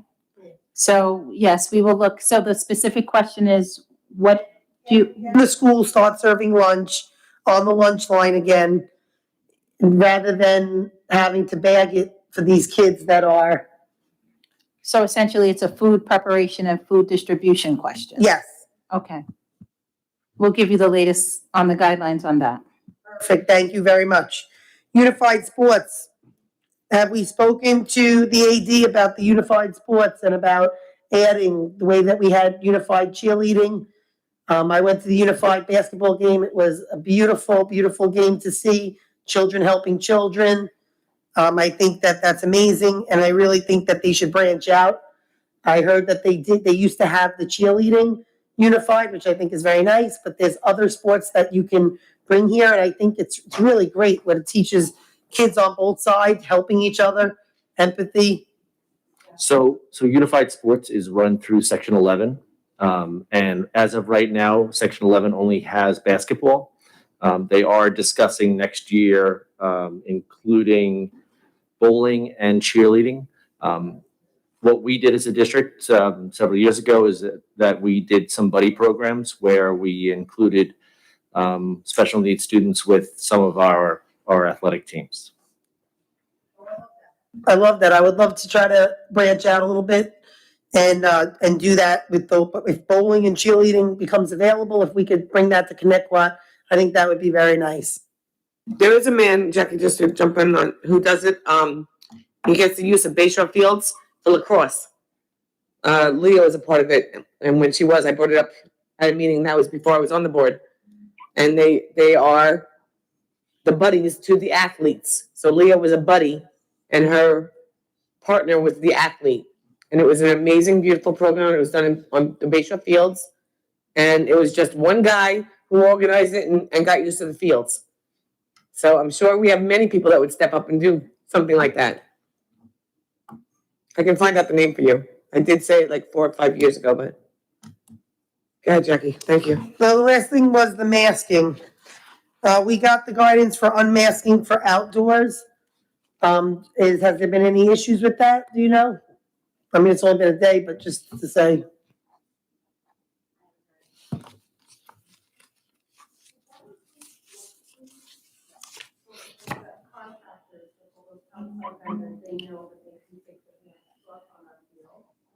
We sent out about 6,000 emails yesterday just to let everybody know that the guidance had changed and the board had voted to change the guidance to say that masks are no longer necessary on school grounds outdoors. So I'm sure that Mr. Mallory would be in contact with anybody who's using the fields as well. One other thing, just about special education. I wanted to have the director, if we could have her come in and speak at one of the next board meetings in either July or August. I think we were And- talking about the August 3rd board meeting, Jackie. Oh, That's the perfect, first of okay. August. And also, to find out, I would love to get a report to find out how are the children doing now that they're back in school, every day. I know it was something that we were pushing for months before that, to try to get our special ed and small classes, really the small classes back, to, see how they're doing. And, I understand there's probably a lot of kids that have fallen behind in a lot of ways, but how is our special education community doing? And are we doing anything over the summer? I know we're doing that recovery for credits for a lot of students. Is there anything special that we're doing over the summer to help our special ed students so that they don't fall behind? Yeah, so we have several programs. Some are invite only and some are going to be open to all. That communication will be going out to parents within the next probably week about some of the opportunities that are available to them. For our extended school year program, which is our special education students, we have increased the number of students that we're going to be servicing. So it'll be open to more special education students to service them in both literacy and mathematics. So we're very excited about that. And those parents have already probably been contacted. We are running some targeted support for some middle school students that will be in person this summer, as well as providing some resources for our elementary students that are, again, a targeted population of elementary students that, you know, our staff and administration have identified as potentially, you know, falling behind due to the pandemic, and providing some targeted support for them over the summer as well. So we have programs for our ENL students, in-person programs for our ENL students, in-person programs for our special education students, in-person programs for our middle school students, and then some other supported programs for elementary that will be done asynchronously. The name of that program was Challenger Athletics or Challenger Lacrosse. Yes. Go ahead, Jackie. And Jackie, are you done? There's one other thing that I had to ask, and of course, in the midst of things, I lost my train of thought. Okay, so I'm gonna let Mylin ask her 2 questions. I can't think of what I have one more question for you, and I can't remember what it was. Mylin, you're up. So Linda, did you send out a survey to the seniors and what they were willing to do as far as the vaccine goes and everything like that? I mean, it is their day, and we should really keep in mind what they want. Most of them are legal at 18. It was sent out to the parents of the seniors because the biggest issue, as I see it, a lot of our seniors have already gotten used to having to do either a PCR or a rapid in order to attend the different prom and dances that they've had. So The bigger concern is our spectators and our spectators' willingness to be part of the day by providing us with the vaccination and or the testing within the window. So, I mean, I think our students by and large will comply. They've complied beautifully, and they've been wonderful about the testing for the senior banquet and the other events that we've had. It's really, the question is, will our spectators comply? And that's, I don't really feel it's fair to say to 90 people, 90 kids, that they can't have spectators because their families don't want to choose. I think everyone should have an opportunity to watch their kids walk across the stage, but we will get our legal guidance and we will see what we can do. Okay, I also want to do a shout out to all the kids, K through 12. I understand that a monkey wrench was thrown in, where kids were getting a little bit excited, parents were getting excited about not having to wear masks in the buildings.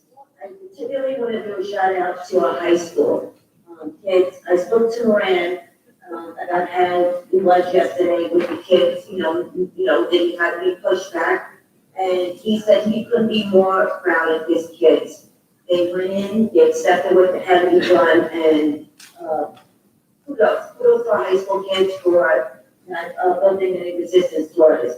I believe with your permission, there is a young woman, It's already done. I'm waiting for you to finish, Mylin. We already took care of it. I'm waiting for you to finish your questions, and she's coming up. Okay, so you're aware of that? Yep. All right, yeah, so that was the last thing that I wanted to say, just the kudos out to our kids, and also to I support parents with vaccine choice. Come on up. We're gonna open it up just for you. You got 30 seconds. No, you got 3 minutes. You have 3 minutes. Go ahead. When you hear the sound, though, wrap it up. Okay. Okay. Thank you for letting me come up here. Thank you, Marlon, and thank you for allowing me to speak. I really didn't come up with anything. I'm just kind of speaking as I'm here because as a senior, I just want to say that the best times of the year was when we had brunch and we had things to do together. And I understand in certain circumstances that it's hard to do these things, but the thought of not graduating with my best friends, Take your time. Take a breath. it really just broke my heart to know that I wasn't graduating with my best friend from kindergarten. And I honestly, I do thank all of you for the banquet because it was so much fun and we all went home and we were so happy, and the brunch and every little thing that we had here and the car parade and the yearbooks giving out, and it was so much fun. I just wish that we could have had more of it. And I understand it's not all of our faults. I mean, COVID, who would have thought that something were to happen like this? I speak on behalf of all the seniors, most of the seniors. And I do understand that for many parents, it is important and it is a big part to see their kids graduate live. 100%, I would want to see my kids graduate one day. I just know that I think one of the biggest things this year that's been overlooked is time together. And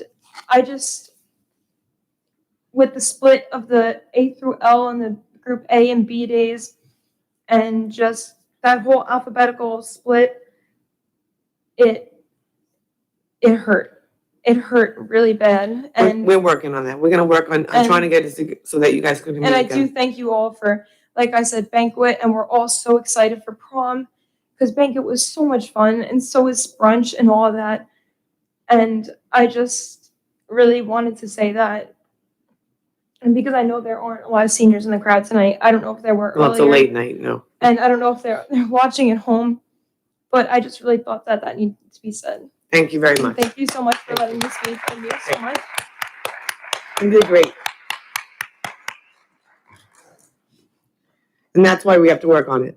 That's the reason. We got to do it. We got to make it work. All right, at this to adjourn, right? We have nothing else? Nothing else, right? We miss anything? All right, good. I need a motion and a second to adjourn the Connect What?